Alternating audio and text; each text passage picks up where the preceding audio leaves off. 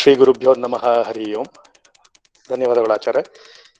ವಿಶ್ವಪಾವನ ಗುರುಕುಲಕ್ಕೆ 5ನೇ ವಿದ್ಯಾಪ್ರಸರಣ ಮಾಲಿಕೆಗೆ ಎಲ್ಲರಿಗೂ ಸ್ವಾಗತ. ಇಂದಿನ ಉಪನ್ಯಾಸಕರು ನಮ್ಮ ಡಾಕ್ಟರ್ ಶಾಂತಲಾ ಹೆಗಡೆ ಅವರು ಡಿಪಾರ್ಟ್ಮೆಂಟ್ ಆಫ್ ಕ್ಲಿನಿಕಲ್ ಸೈಕಾಲಜಿ ಅಂದ್ರೆ ಮನೋವಿಜ್ಞಾನ ನಿಮ್ಹ್ಯಾನ್ಸ್ ನಲ್ಲಿ ಅಸೋಸಿಯೇಟ್ ಪ್ರೊಫೆಸರ್ ಆಗಿ ಕೆಲಸ ಮಾಡ್ತಾ ಇದ್ದಾರೆ. ಅವರು ಸಂಗೀತ ಅರಿವಿನ ಪ್ರಯೋಗಾಲಯ ಅಂದ್ರೆ ಮ್ಯೂಸಿಕ್ ಕಾಗ್ನಿಷನ್ ಲ್ಯಾಬ್ ಅಂತ ಏನ್ ಕರಿತೀವಿ ಅದಕ್ಕೆ ಅಧ್ಯಾಪಕರು ಕೂಡ ಆಗಿದ್ದಾರೆ. ಇಲ್ಲೇ ಬೆಂಗಳೂರಿನಲ್ಲೇ ಕೆಲಸ ಮಾಡ್ತಾ ಇದ್ದಾರೆ. ಮತ್ತೆ ಅವರು ಬೆಂಗಳೂರಿನಲ್ಲೇ ಎಲ್ಲ ಓದಿದ್ದು ಬೆಳೆದಿದ್ದು ಹುಟ್ಟಿದ್ದು ಎಲ್ಲ. MSc ಮಾಡಿ MPhil ಮಾಡಿ ಕ್ಲಿನಿಕಲ್ ಸೈಕಾಲಜಿಯಲ್ಲಿ ಮತ್ತೆ PhD ಕೂಡ ಮಾಡಿದ್ದಾರೆ ನ್ಯೂರೋಸೈಕಿಯಲ್ಲಿ. ಇವರು ನರವೈಜ್ಞಾನಿಕ ಸಂಗೀತ ಚಿಕಿತ್ಸಕ ಅಂದ್ರೆ ನ್ಯೂರೋಲಾಜಿಕ್ ಮ್ಯೂಸಿಕ್ ಥೆರಪಿಸ್ಟ್ ಅಂತ ಏನ್ ಕರಿತೀವಿ ಅದರಲ್ಲಿ ತರಬೇತಿಯನ್ನು ಪಡೆದುಕೊಂಡು ಅನೇಕ ಮಕ್ಕಳನ್ನು ವೃದ್ಧರನ್ನು ಅಂದ್ರೆ ಈ ಶಿಜೋಫೇನಿಯಾ ನಾವೇನ್ ಹೇಳ್ತೀವಿ ಮನೋವ್ಯಾಧಿ ಅದನ್ನ ಈ ಥೆರಪಿಯ ಮೂಲಕ ಅನೇಕರನ್ನು ಗುಣಪಡಿಸಿದ್ದಾರೆ. ಮತ್ತೆ ಇವರಿಗೆ ಅನೇಕ ಪ್ರಶಂಸೆಗಳು ಕೂಡ ಬಂದಿದೆ. ಅದು ಒಂದು ದೊಡ್ಡ ಪಟ್ಟಿನೇ ಇದೆ. ಅದನ್ನು ನಾನು ಮುಖ್ಯವಾಗಿ ಕೆಲವೊಂದನ್ನ ಹೇಳಲು ಇಷ್ಟಪಡ್ತೇನೆ. 2018ರಲ್ಲಿ ವೆಲ್ಕಮ್ ಟ್ರಸ್ಟ್ ಇಂಡಿಯಾ ಅಲಯನ್ಸ್ ಅಂತ ಒಂದು ಟ್ರಸ್ಟ್ ಅಂತ ಏನ್ ಕರಿತೀವಿ ಅವರು ಇವರಿಗೆ ಇಂಟರ್ಮೀಡಿಯೇಟ್ ಫೆಲೋಶಿಪ್ ಅಂತ ಕೊಟ್ಟಿದ್ದಾರೆ. ಇದು ಮೊದಲ ವೈದ್ಯಕೀಯ ಮನಶಾಸ್ತ್ರಜ್ಞ ಅಂದ್ರೆ ಕ್ಲಿನಿಕಲ್ ಸೈಕಾಲಜಿಸ್ಟ್ ಭಾರತದಲ್ಲಿ ಪ್ರಥಮ ಒಬ್ಬರಿಗೆ ಫಸ್ಟ್ ಯಾರು ಸಿಕ್ಕಿದೆ ಅಂತಂದ್ರೆ ಡಾಕ್ಟರ್ ಶಾಂತಲಾ ಹೆಗಡೆ ಅವರಿಗೆ. 2016ರಲ್ಲಿ cognitive neuroscience cognitive brain research unit institute of university of Helsinki ಅವರು ಫಿನ್ಲ್ಯಾಂಡ್ ವತಿಯಿಂದ ಕೂಡ ಇವರಿಗೆ ಫೆಲೋಶಿಪ್ ಪಡ್ಕೊಂಡಿದ್ದಾರೆ. 2016ರಲ್ಲಿ ಯೂನಿವರ್ಸಿಟಿ ಅಥವಾ ರೈಸ್ ಯೂನಿವರ್ಸಿಟಿ ಹ್ಯೂಸ್ಟನ್ ಟೆಕ್ಸಸ್ ಅಮೆರಿಕಾದಲ್ಲಿ ಇರುವಂತಹ university Shepherd school of music ಅನ್ನೋರು ಇವರಿಗೆ ಎಕ್ಸ್ಪ್ಲೋರಿಂಗ್ ಮೈಂಡ್ ಥ್ರೂ ಮ್ಯೂಸಿಕ್ ಅಂತ ಒಂದು ಸಹವರ್ತಿ ಸೈನ್ಸ್ ಫೆಲೋಶಿಪ್ ವಿಜ್ಞಾನ ಸಹವರ್ತಿ ಸೈನ್ಸ್ ಫೆಲೋಶಿಪ್ ಕೂಡ ಇವರಿಗೆ ಕೊಟ್ಟಿದ್ದಾರೆ. 2012ರಲ್ಲಿ ESCOM ಅಂತ ಏನ್ ಕರಿತೀವಿ European society of cognitive science of music Europe ಇವರಿಗೆ ಯುವ ಸಂಶೋಧಕ ಪ್ರಶಸ್ತಿ ಕೂಡ ಸಿಕ್ಕಿದೆ. ಅಂದ್ರೆ ಅಲ್ಲಿ ನಿದರ್ಶನ ಆಗಿತ್ತು, ಅಲ್ಲಿ ಪ್ರಶಸ್ತಿಯನ್ನು ಪಡೆದಿದ್ದಾರೆ. 2009 international congress of schizophrenia research ಮನೋವ್ಯಾಧಿ ರಿಸರ್ಚ್ ಅಂತ ಏನ್ ಕರಿತೀವಿ ಅದು ಅಮೆರಿಕಾದಲ್ಲಿ ಇರುವಂತಹ ಬ್ರೆಂಟ್ವುಡ್ ಅಲ್ಲಿ ಅವರು ಕೂಡ ಇವರಿಗೆ ಇಂಟರ್ನ್ಯಾಷನಲ್ ಯಂಗ್ ಇನ್ವೆಸ್ಟಿಗೇಟರ್ ಅಂತಾರಾಷ್ಟ್ರೀಯ ಯುವ ತನಿಖಾಧಿಕಾರಿ ಪ್ರಶಸ್ತಿ ಕೂಡ ಇವರು ಪಡ್ಕೊಂಡಿದ್ದಾರೆ. 2008 department of science and technology ನಮ್ಮ ಭಾರತ ಸರ್ಕಾರ ವತಿಯಿಂದ ಇವರ ಸಂಶೋಧನೆ ಮಾಡ್ತಾ ಇರೋದಕ್ಕೆ ರಿಸರ್ಚ್ ಗ್ರಾಂಟ್ ಸಂಶೋಧನಾ ಅನುದಾನ ಕೂಡ ಇವರು ಪಡ್ಕೊಂಡಿದ್ದಾರೆ. ಹೀಗೆ ರಾಷ್ಟ್ರೀಯ ಅಂತಾರಾಷ್ಟ್ರೀಯ ಮಟ್ಟದಲ್ಲಿ ಅನೇಕ ಪ್ರಶಂಸೆಗಳನ್ನು ಪಡ್ಕೊಂಡು ಇದರ ಮತ್ತೆ 50ಕ್ಕೂ ಹೆಚ್ಚು ಪ್ರಕಟಣೆಗಳನ್ನು ಪಬ್ಲಿಕೇಶನ್ ಕೂಡ ಮಾಡಿದ್ದಾರೆ ಇವರು. ಆಮೇಲೆ 100ಕ್ಕಿಂತ ಹೆಚ್ಚು ಪ್ರೆಸೆಂಟೇಶನ್ ಕೂಡ ಇವರು ಮಾಡಿದ್ದಾರೆ. ಇಂಥ ಬಹುಮುಖ ಯುವ ಪ್ರತಿಭೆ ಉಳ್ಳ ಡಾಕ್ಟರ್ ಶಾಂತಲಾ ಹೆಗಡೆ ಅವರು ಇದನ್ನು ಬಿಟ್ರೆ ಹಿಂದೂಸ್ತಾನಿ ಸಂಗೀತ ಶಾಸ್ತ್ರೀಯ ಸಂಗೀತವನ್ನು ಕೂಡ ಅವರು ಕಲಿತಾ ಇದ್ದಾರೆ. ಹೌದು, ಆಗ್ರಾ ಅತ್ರೋಳಿ ಘರಾನಾದ ಖ್ಯಾತಿ ವಿದೂಷಿ ಆದಂತಹ ಶ್ರೀಮತಿ ಭಾರತಿ ಪ್ರತಾಪ್ ಅವರ ಹತ್ತಿರ ಇವರು ವ್ಯಾಸಂಗ ಮಾಡ್ತಾ ಇದ್ದಾರೆ. ಅನೇಕ ಕಡೆ ಇವರ ಕಚೇರಿ ಕೂಡ ಕೊಟ್ಟಿದ್ದಾರೆ. ಅನೇಕ ಸಿಡಿಗಳು ಕೂಡ ಇವರು ಗುರುಗಳ ಅನುಗ್ರಹದಿಂದ ಮಾಡಿದ್ದಾರೆ ಅನ್ನೋದು ಕೇಳಕ್ಕೆ ಇಷ್ಟಪಡ್ತೇನೆ. ನಾನು ಕೂಡ ಅವರ ಸಿಡಿಗಳನ್ನು ತಗೊಂಡಿದ್ದೇನೆ. ಶಾಸ್ತ್ರೀಯ ಸಂಗೀತ, ಭಾವಗೀತೆ, ಭಕ್ತಿಗೀತೆ ಹೀಗೆ ಎಲ್ಲಾ ಇದರಲ್ಲೂ ಕೂಡ ಅವರು ಸಿಡಿ ಅಥವಾ ಅವರ ಕಚೇರಿಗಳನ್ನು ಮಾಡಿದ್ದಾರೆ. ಇಂಥ ಬಹುಮುಖ ಪ್ರತಿಭಾ ಉಳ್ಳ ಖ್ಯಾತಿ ಪಡೆದಂತ ಡಾಕ್ಟರ್ ಶಾಂತಲಾ ಹೆಗಡೆ ಅವರು ತುಂಬಾ ಸರಳ ಕೂಡ, ಅತ್ಯಂತ ಸರಳ ವ್ಯಕ್ತಿ. ಅವರ ತುಂಬಾ ಬ್ಯುಸಿ ಟೈಮ್ ನಲ್ಲಿ ಕೂಡ ತುಂಬಾ ಆಫೀಸ್ ಕೆಲಸ ಅಂದ್ರೆ ನಿಮ್ಹ್ಯಾನ್ಸ್ ನಲ್ಲಿ ಪೇಷಂಟ್ಸ್ ಗಳನ್ನ ನೋಡೋದು, ಮತ್ತೆ ರಿಸರ್ಚ್ ಮಾಡೋದು, ಮತ್ತೆ ಸಂಗೀತ ಶಾಸ್ತ್ರ ಅಧ್ಯಯನ ಮಾಡೋದು, ಮತ್ತೆ ಸಂಸಾರ ಇದೆಲ್ಲದರ ಮೂಲಕ ಇದೆಲ್ಲದರ ಬ್ಯುಸಿ ಸ್ಕೆಡ್ಯೂಲ್ ಅಲ್ಲಿ ನಮ್ಮ ಈ ವಿದ್ಯಾಪ್ರಸರಣ ಮಾಲಿಕೆಗೆ ಬಂದು ತಾವು ತಮ್ಮ ಅನುಭವ ಸಂಶೋಧನೆಗಳ ಬಗ್ಗೆ ಹಂಚಿಕೊಂಡು ನಮ್ಮ ಮಕ್ಕಳಿಗೆ ಮತ್ತು ಪೋಷಕರಿಗೆ ಇದರಿಂದ ಏನು ಪ್ರಯೋಜನ ಆಗುತ್ತೆ ಅಂದ್ರೆ ನಮ್ಮ ಬಹಳ ಒಳ್ಳೆ ಟಾಪಿಕ್ ಅನ್ನು ಕೂಡ ಅವರು ಇದನ್ ಮಾಡಿದ್ದಾರೆ, ಸೂಚಿಸಿದ್ದಾರೆ. ಅದ್ರ ಬಗ್ಗೆ ಅವರನ್ನು ತಿಳ್ಕೊಳ್ಳೋಣ. ಅವರಿಗೆ ಮತ್ತೆ ಅನಂತ ಧನ್ಯವಾದಗಳು. ಹಾಗೂ ನಮ್ಮ ವಿಶ್ವಪಾವನ ಗುರುಕುಲದ 5ನೇ ಪ್ರಸಾರಣ ಮಾಲಿಕೆ, ವಿದ್ಯಾ ಪ್ರಸಾರಣ ಮಾಲಿಕೆಗೆ ಹೃತ್ಪೂರ್ವಕ ಸ್ವಾಗತವನ್ನು ಕೂಡ ಆಚಾರ್ಯರ ಮೂಲಕ ತಮ್ಮ ಪರವಾಗಿ ನಾನು ಕೇಳ್ಕೊಳ್ತೇನೆ. ಮತ್ತು ಇಲ್ಲಿ ಆನ್ಲೈನ್ ಮೂಲಕ ಸೇರ್ಕೊಂಡಂತಹ ಎಲ್ಲಾ ಶ್ರೋತೃ ವೃಂದದವರಿಗೂ ಕೂಡ ನಾವು ಗುರುಕುಲದ ವತಿಯಿಂದ ಸ್ವಾಗತವನ್ನು ಕೇಳ್ಕೊತೀವಿ. ಕೆಲವು ನಿಯಮಗಳನ್ನು ಹೇಳಲು ಬಳಸುತ್ತೇನೆ. ನಿಮಗೆ ಎಲ್ಲರಿಗೂ ಗೊತ್ತಿರುವಂತಹದ್ದು, ದಯವಿಟ್ಟು ಫೋನ್ ಲೈನ್ ನ ಮ್ಯೂಟ್ ನಲ್ಲಿ ಇಟ್ಕೊಳ್ಬೇಕು. ಪ್ರಶ್ನೆಗಳು ಏನಾದ್ರೂ ಇದ್ದರೆ ನಾವು ಕೊನೆಯಲ್ಲಿ 5 ರಿಂದ 10 ನಿಮಿಷ ಪ್ರಶ್ನೆಗಳ ಟೈಮ್ ಅನ್ನು ನಾವು ವ್ಯಕ್ತಪಡಿಸಿದ್ದೇವೆ. ಆ ಟೈಮಲ್ಲಿ ನೀವು ಕೈ ಎತ್ತಿದರೆ ನಾವು ಅನ್ಮ್ಯೂಟ್ ಮಾಡಿ ನಿಮಗೆ ಪ್ರಶ್ನೆಗಳನ್ನು ಕೇಳಲು ಸೂಚನೆ ಮಾಡ್ತೇವೆ. ಇಲ್ಲ ಅಂತಂದ್ರೆ ನಿಮ್ಗೆ ಪ್ರಶ್ನೆಗಳು ಹೊಳದಲ್ಲಿ ನೀವು ಉಪನ್ಯಾಸ ಕೇಳೋ ಟೈಮಲ್ಲಿ ನಿಮ್ಗೆ ಯಾವ್ದಾದ್ರು ಪ್ರಶ್ನೆಗಳಿದ್ದರೆ ಚಾಟ್ ಮೂಲಕ ಕೂಡ ನೀವು ಪ್ರಶ್ನೆಗಳನ್ನ ಕೇಳಬಹುದು. ಅದನ್ನ ಕೊನೆಯಲ್ಲಿ ಎಲ್ಲರೂ ಅವರಿಗೆ ಡಾಕ್ಟರ್ಗೆ ಕೇಳಿ ಅವರಿಂದ ನಾವು ಉತ್ತರಗಳನ್ನ ಪಡೆಯೋಣ. ಮತ್ತೆ ಇಂಥ ಉಪನ್ಯಾಸಕರು ಸಿಗೋದು ತುಂಬಾ ಕಡಿಮೆ. ಇದನ್ನ ನಾವು ಸಂಪೂರ್ಣವಾಗಿ ತಾಳ್ಮೆಯಿಂದ ಕೇಳಿ ಇದನ್ನ ನಾವು ಉಪಯೋಗ ಮಾಡ್ಕೋಬೇಕು ಅಂತ ಹೇಳ್ತಾ ನಾನು ನನ್ನ ಸ್ವಾಗತ ಭಾಷಣವನ್ನು ಮುಗಿಸ್ತಾ ಇದ್ದೇನೆ. ಡಾಕ್ಟರ್ ಶಾಂತಲಾ ಹೆಗಡೆ ಅವರಿಗೆ ಮತ್ತೆ ಸ್ವಾಗತ. ತಾವು ಶುರು ಮಾಡ್ಬೋದು.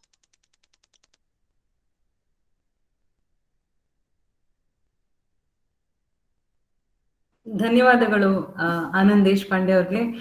ಮತ್ತೆ ಇಲ್ಲಿ ಆನ್ಲೈನ್ ನಲ್ಲಿ ನೆರೆದಿರತಕ್ಕಂತ ಎಲ್ಲಾ ಶ್ರೋತೃಗಳಿಗೆ, ಆಮೇಲೆ ವಿಶ್ವ ಪಾವನ ಗುರುಕುಲ ಎಲ್ಲ ಗುರುಕುಲದವ್ರಿಗೆ ಮತ್ತೆ ಆಚಾರ್ಯರಿಗೆ ನನ್ನ ನಮನಗಳು. ನನ್ನ ಈ ಕಾರ್ಯಕ್ರಮಕ್ಕೆ ಬರ್ಮಾಡ್ಕೊಂಡಿದ್ದಕ್ಕೆ ನನಗೆ ತುಂಬಾ ಅತ್ಯಂತ ಋಣಿಯಾಗಿದ್ದೀನಿ.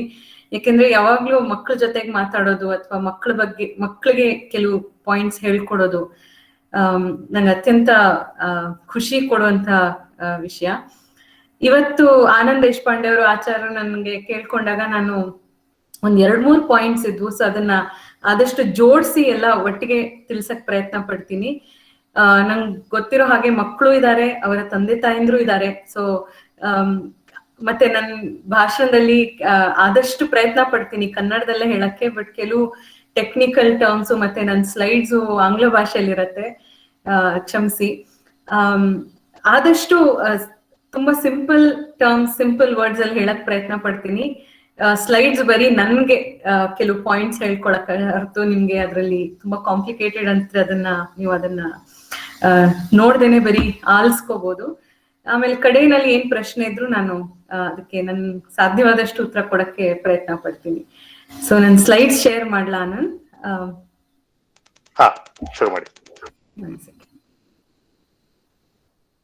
ನನ್ ಹೋಸ್ಟ್ ಮಾಡ್ಬೇಕನ್ಸುತ್ತೆ. ಓಕೆ,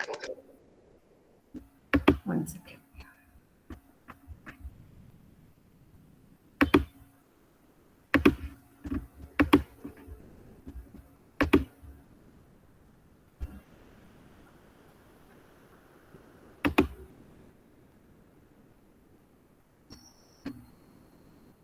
ಒಂದ್ ನಿಮಿಷ, ಒಂದು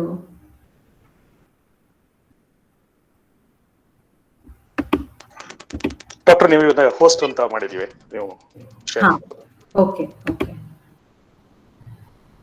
ಸೊ ಒಂದ್ ಸೆಕೆಂಡ್.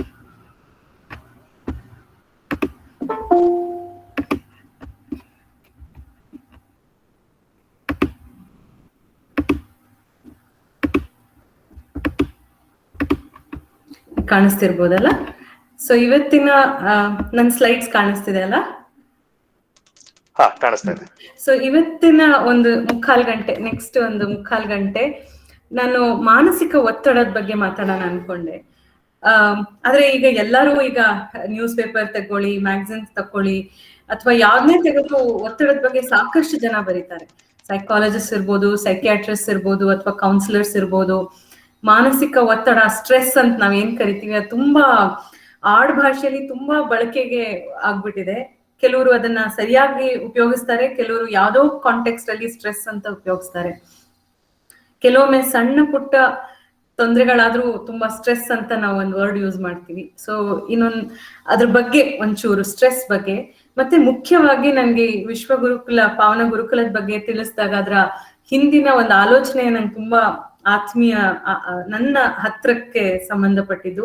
ನಮ್ಮ ಹಿಂದೂ ಇಂಡಿಯನ್ ಟ್ರೆಡಿಷನ್ಸ್ ಅಂತ ನಾವೇನ್ ಹೇಳ್ತೀವಿ, ನಮ್ಮ ಪದ್ಧತಿಗಳು, ಯಮ ನಿಯಮಗಳಿರ್ಬೋದು, ಅಥವಾ ನಮ್ಮ ಎಷ್ಟೋ ನಾವು ಮಾಡುವಂತಹ ಪದ್ಧತಿಗಳಲ್ಲಿ ಅಳವಡಿಸ್ಕೊಂಡಿರೋ ಕೆಲವು ಏನೇನ್ ನಾವು ಆಕ್ಟಿವಿಟೀಸ್ ಅಂತೀವಿ, ಅದನ್ನ ಈ ಕರೆಂಟ್ ವೆಸ್ಟರ್ನ್ ಸೈಕಾಲಜಿ ನಾವು ಹೇಗೆ ಅದನ್ನ ಬಳಸ್ಕೋತಾ ಇದೀವಿ ಅಥವಾ ಹೇಗೆ ಅದನ್ನ ಬಗ್ಗೆ ತಿಳ್ಕೊಬಹುದು. ಅಂಡ್ ನಾವ್ ಏನ್ ಪಾಸಿಟಿವ್ ಮೆಂಟಲ್ ಹೆಲ್ತ್, ನಮ್ಮ ಮಾನಸಿಕ ಆರೋಗ್ಯ, ಅದಕ್ಕೆ ನಾವ್ ಹೇಗ್ ಬಳಸ್ಕೋಬಹುದು. ನಾವೆಲ್ಲರೂ ಮಾಡ್ತಾ ಇದೀವಿ, ನನ್ಗೆ ಗೊತ್ತಿರೋ ಪ್ರಕಾರ ನೀವೆಲ್ಲರೂ ಗುರುಕುಲ ಒಂದ್ ಪದ್ಧತಿಲಿ ಇರೋದ್ರಿಂದ ಇದ್ರ ಬಗ್ಗೆ ಸಾಕಷ್ಟು ಅರಿವಿರತ್ತೆ.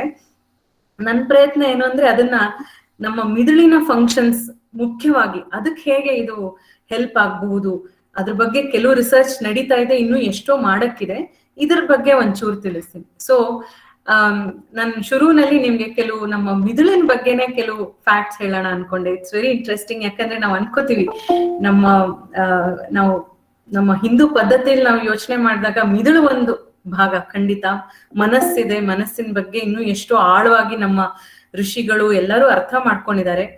ಈ ನಾವ್ ಏನ್ ಸೈಕಾಲಜಿಸ್ಟ್, ನಾವೀಗ ಆದಷ್ಟು ಪ್ರಾಕ್ಟೀಸ್ ಮಾಡೋ ಸೈಕಾಲಜಿಸ್ಟ್ ಇಂಡಿಯಾಲಿ ಇರ್ಬೋದು, ಬೇರೆ ದೇಶದಲ್ಲಿ ಇರ್ಬೋದು, ಎಲ್ಲ we mainly speak from western psychological perspective. So ಅದರ ಮೂಲ ಫಿಲಾಸಫಿಲಿ ಇಲ್ಲ, ಅದ್ರ ಬಗ್ಗೆ ನಾನು ತಿಳಿಸ್ತೀನಿ. ನಮ್ಮ ಸೈಕಾಲಜಿ ಹೇಗೆ ನಮ್ಮ ಇಂಡಿಯನ್ ಫಿಲಾಸಫಿಕಲ್ ಆಸ್ಪೆಕ್ಟ್ಸ್ ಅಲ್ಲಿ ಒಂಥರ ಹಾಸು ಹೊಕ್ಕೊಂಡಿದೆ. ಆಮೇಲೆ ಸ್ಟ್ರೆಸ್, ನಾವೀಗ ಸ್ಟ್ರೆಸ್ ಅಂತ ಏನ್ ಕರಿತೀವಿ, ಎಲ್ಲ ಸ್ಟ್ರೆಸ್ಸು ಒಂದೇನಾ ಅಥವಾ ಸ್ವಲ್ಪ ಮಟ್ಟಿಗೆ ಸ್ಟ್ರೆಸ್ ಬೇಕಾಗತ್ತಾ, ಇಲ್ಲಿ ನೆರೆದಿರಂತ ತಂದೆ ತಾಯಂದ್ರು ಹೇಗೆ ಕೆಲವು ವಿಷಯಗಳನ್ನ ಹ್ಯಾಂಡಲ್ ಮಾಡ್ಬೋದು, ಅಥವಾ ಅಡಾಲಸೆಂಟ್ ಹೈಸ್ಕೂಲ್ ಮಕ್ಕಳು ಸ್ವಲ್ಪ ದೊಡ್ಡವರಿದ್ರೆ ನೀವೇ ಅದ್ರ ಬಗ್ಗೆ ಹೇಗೆ ಈ ನಮ್ಮ ಮಾನಸಿಕ ಒತ್ತಡ ಅಂತೀವಿ ಅದನ್ನ ಹೇಗೆ ತಡೆಗಟ್ಟಬಹುದು ಅಥವಾ ಅದನ್ನ ಹೇಗೆ ಹ್ಯಾಂಡಲ್ ಮಾಡ್ಬೋದು. ಆಮೇಲೆ ಮೆಂಟಲ್ ಹೆಲ್ತ್, ಈಗ ಕೋವಿಡ್ ಟೈಮಲ್ಲಿ ಇನ್ನ ಸಾಕಷ್ಟು ಅದ್ರ ಬಗ್ಗೆ ಮಾಹಿತಿಗಳು ಬರ್ತಾ ಇದೆ, ಅದ್ರ ಬಗ್ಗೆ ತುಂಬಾ ಆಳವಾಗಿ ಜನರು ಮಾತಾಡ್ತಾ ಇದ್ದಾರೆ, ಎಲ್ಲರೂ ಅದ್ರ ಬಗ್ಗೆ ಮಾತಾಡ್ತಾರೆ. ಮೆಂಟಲ್ ಹೆಲ್ತ್ ಅಂದ್ರೆ ಏನು, ಪಾಸಿಟಿವ್ ಮೆಂಟಲ್ ಹೆಲ್ತ್ ಅಂತ ಕರಿತೀವಿ ನಾವು. ಈಗ ವರ್ಲ್ಡ್ ಹೆಲ್ತ್ ಆರ್ಗನೈಸೇಷನ್ ಇರ್ಬೋದು, ವಿಶ್ವದಾದ್ಯಂತ ಮೆಂಟಲ್ ಹೆಲ್ತ್ ಇಶ್ಯೂಸ್ ಬಗ್ಗೆ ಸಾಕಷ್ಟು ಚರ್ಚೆಗಳು, ಅಧ್ಯಯನಗಳು, ರಿಸರ್ಚ್ ಎಲ್ಲ ನಡೀತಾ ಇವೆ. ಹೇಗೆ ನಾವು ಖುಷಿಯಿಂದ ಇರ್ಬೋದು, ಹೇಗೆ ಸಮಾಧಾನದಲ್ಲಿ ಇರ್ಬೋದು, ಇದೇ ಮುಖ್ಯ ನಮ್ಗಿವಾಗ.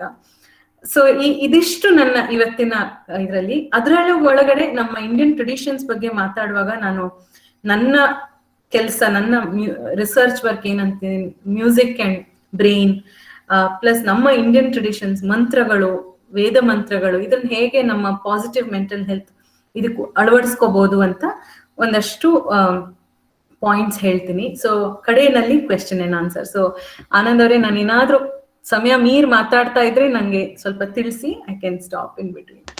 ತೊಂದರೆ ಇಲ್ಲ ಡಾಕ್ಟರ್. ನೀವು ಸ್ಲೈಡ್ ಶೋ ಮೋಡ್ ಅಲ್ಲಿ ನಿಮ್ಮ ಸ್ಲೈಡ್ ನ ಪ್ರೆಸೆಂಟ್ ಮಾಡಿದ್ದೀರಿ. ಯಾ, ಸ್ಲೈಡ್ ಶೋ ಮೋಡ್ ಅಲ್ಲೇ ಇದೆ.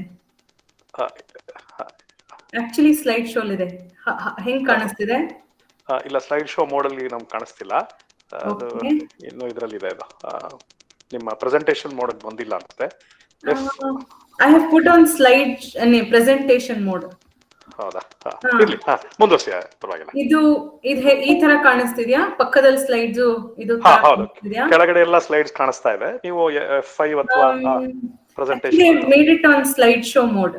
ಹೌದಾ? ಸರಿ ಸರಿ, ಇರ್ಲಿ ಪರವಾಗಿಲ್ಲ, ಮುಂದುವರಿಸಿ. ಹೀಗೆ ಪರವಾಗಿಲ್ವಾ? ಹೀಗೆ ಇದ್ರೆ ತೊಂದರೆ ಇಲ್ಲ. ಒಂಚೂರು ಬ್ಲೋ ಮಾಡಿದ್ರೆ, ಸ್ವಲ್ಪ ಮ್ಯಾಗ್ನಿಫೈ ಮಾಡಿದ್ರು ಕೂಡ ಅಡ್ಡಿಲ್ಲ ಅನ್ಸುತ್ತೆ. ಪರವಾಗಿಲ್ಲ. ಓಕೆ. ಸೊ ಇವಾಗ ನಾವು ಯಾವುದೇ ವಿಷಯ ಮಾತಾಡಿದ್ರು ಸ್ಟ್ರೆಸ್ ಇಲ್ಲ ಮೋರ್ ಸ್ಟ್ರೆಸ್ ಬಗ್ಗೆ ಮಾತಾಡ್ತೀವಿ. ಎಸ್ಪೆಷಲಿ ಈಗ ಲಾಕ್ಡೌನು, ಕೋವಿಡ್, ಇದೆಲ್ಲ ಇಡೀ ವಿಶ್ವದಾದ್ಯಂತ ಯಾರು ಊಹಿಸಿರ್ಲಿಲ್ಲ ಈ ತರ ಆಗತ್ತೆ ಅಂತ. ಎಲ್ಲಾರು ಮನೆ ಒಳಗಡೆನೆ ಇರ್ಬೇಕು, ಆಚೆ ಹೋಗಂಗಿಲ್ಲ, ಕ್ಲಾಸಸ್ ಎಲ್ಲ ಆನ್ಲೈನ್ ಆಗತ್ತೆ. ಒಂದ್ ಸ್ವಲ್ಪ ದಿನ ಎಲ್ಲರಿಗೂ ಮನೇಲಿ ಇದೀನಿ ಖುಷಿ ಆಗಿದ್ದಿರ್ಬೋದು, ಒಂಥರ ರಜಾ ಸಿಕ್ದಂಗೆ. ಬಟ್ ಬರ್ತಾ ಬರ್ತಾ ದಿನೇ ದಿನೇ ಜನರಿಗೆ ಇದರ ಒತ್ತಡ, ಇದರ ಸಾಕಷ್ಟು ಪರಿಣಾಮ ನಮ್ಮ ಆಕ್ಯುಪೇಷನಲ್ ಫಂಕ್ಷನಿಂಗ್ ಅಂದ್ರೆ ನಮ್ಮ ಕೆಲಸದಲ್ಲಿರ್ಬೋದು, ಅಥವಾ ನಮ್ಮ ಸೋಷಿಯಲ್ ಫಂಕ್ಷನಿಂಗ್, ನಮ್ಮ ಸೋಷಿಯಲ್ ಇಂಟ್ರಾಕ್ಷನ್ಸ್, ಫ್ಯಾಮಿಲಿ ಇಂಟ್ರಾಕ್ಷನ್ಸ್ ನಲ್ಲಿ ಇರ್ಬೋದು, ಸಾಕಷ್ಟು ಅದರ ನೆಗೆಟಿವ್ ಇಂಪ್ಯಾಕ್ಟ್ ಕೂಡ ಆಗಿದೆ. But what is really what happens when we are talking about stress? Basically stress ಅನ್ನೋ ವರ್ಡ್ ಬೇರೆ ಸಬ್ಜೆಕ್ಟ್ ಇಂದ ಬಂದಿರೋದು. ಈಗ ಫಿಸಿಕ್ಸ್ ಅಲ್ಲಿ ಯಾವ್ದಕ್ಕಾರ ಪ್ರೆಷರ್ ಕೊಡೋದು ಅಥವಾ ಯಾವ್ದಕ್ಕಾದ್ರೂ ಒಂದು ಒತ್ತಡ ಕೊಡೋದ್ರ ಬಗ್ಗೆ, ಇದು ನಮ್ಮ ಮನಸ್ಸಿನ ಮೇಲೆ ನಾವು ಒತ್ತಡ ಕೊಡೋ ತರದ್ದು. ಅದು ನಿಜವಾದಿರ್ಬೋದು ಅಥವಾ ಒಂದು ಇಮ್ಯಾಜಿನ್ ಥ್ರೆಟ್ ಇರ್ಬೋದು. ನಾನು ಎಕ್ಸಾಮ್ ಅಲ್ಲಿ ಫೇಲ್ ಆಗ್ಬಿಡ್ತೀನಿ ಅಥವಾ ನಾನು ಎಕ್ಸಾಮ್ ಅಲ್ಲಿ ಚೆನ್ನಾಗಿ ಮಾಡ್ಲಿಲ್ಲ ಅಂದ್ರೆ ಅಪ್ಪ ಅಮ್ಮ ಬೈದ್ ಬಿಡ್ತಾರೆ, ಇದು imagine threat. Or based on our previous experience, ಮುಂಚೆ ಏನಾಗಿತ್ತು, ನನ್ಗದು ಖುಷಿ ತಂತ ಅಥವಾ ನನಗದು ದುಃಖ ತಂತ, ಅದ್ರ ಬೇಸಿಸ್ ಮೇಲೂ ನಾವು ಇವ್ಯಾಲ್ಯೂಯೇಟ್ ಮಾಡ್ತಾ ಹೋಗ್ತೀವಿ. ಪ್ರತಿಯೊಬ್ಬ ಮನುಷ್ಯನು ಇದನ್ನ ಮಾಡ್ತೀವಿ. ಸೊ ನಾವ್ ಏನ್ ಹೇಳ್ತೀವಿ, this is could be an imagine stress or event or any change. ಇವಾಗ ಕೋವಿಡ್ ತಂದಿರೋದು ಅನ್ಯೂಶುವಲ್ ಚೇಂಜ್. ನಾವ್ ಯಾವತ್ತೂ ಊಹಿಸದೇ ಇರುವಂತ ಬದಲಾವಣೆಗಳು ಆಯ್ತು, ಎಲ್ಲರ ಮೇಲೂ ಆಯ್ತು. It could be a homemaker to ಒಂದು ದಿನನಿತ್ಯ ಕೂಲಿ ಮಾಡೋನಿರ್ಬೋದು, ಅಥವಾ ಒಂದ್ ಒಳ್ಳೆ ಕೆಲ್ಸದಲ್ಲಿ ಇರ್ಬೋದು, ಅಥವಾ ಮಕ್ಳಿರ್ಬೋದು, ದೊಡ್ಡವರು, ಎಲ್ಲರಿಗೂ ಇದ್ರದ್ದು ಬೇರೆ ಬೇರೆ ಪರಿಣಾಮ ಆಯ್ತು. Basically when we say stress, it is disrupting an equilibrium. ನಾವು ಪ್ರತಿಯೊಬ್ರು ಒಂದು ಮಾನಸಿಕ ಸಮತೋಲನಲ್ಲಿ ಇರ್ತೀವಿ. ಆ ಸಮತೋಲನ ನಮ್ಗೆ ಅಡಾಪ್ಟಿವ್ ಇದ್ದಿರ್ಬೋದು, ಮ್ಯಾಲ್ ಅಡಾಪ್ಟಿವ್ ಇರ್ಬೋದು, ಅದು ಬೇರೆ ವಿಷಯ. ಬಟ್ ಯಾವಾಗ್ಲೂ ನಾವು ಒಂದು ಸಮತೋಲನದಲ್ಲಿ ಇರಕ್ ಪ್ರಯತ್ನ ಪಡ್ತೀವಿ ಅಲ್ವಾ, ಒಂದು ಸಮಾಧಾನದಲ್ಲಿ ಇರೋ ತರ ಪ್ರಯತ್ನ ಪಡ್ತೀವಿ. ಅದು ಏರುಪೇರಾದಾಗ ನಮ್ಮ ಮನಸ್ಸಿನ ಮೇಲೆ ಒತ್ತಡ ಬೀಳುತ್ತೆ.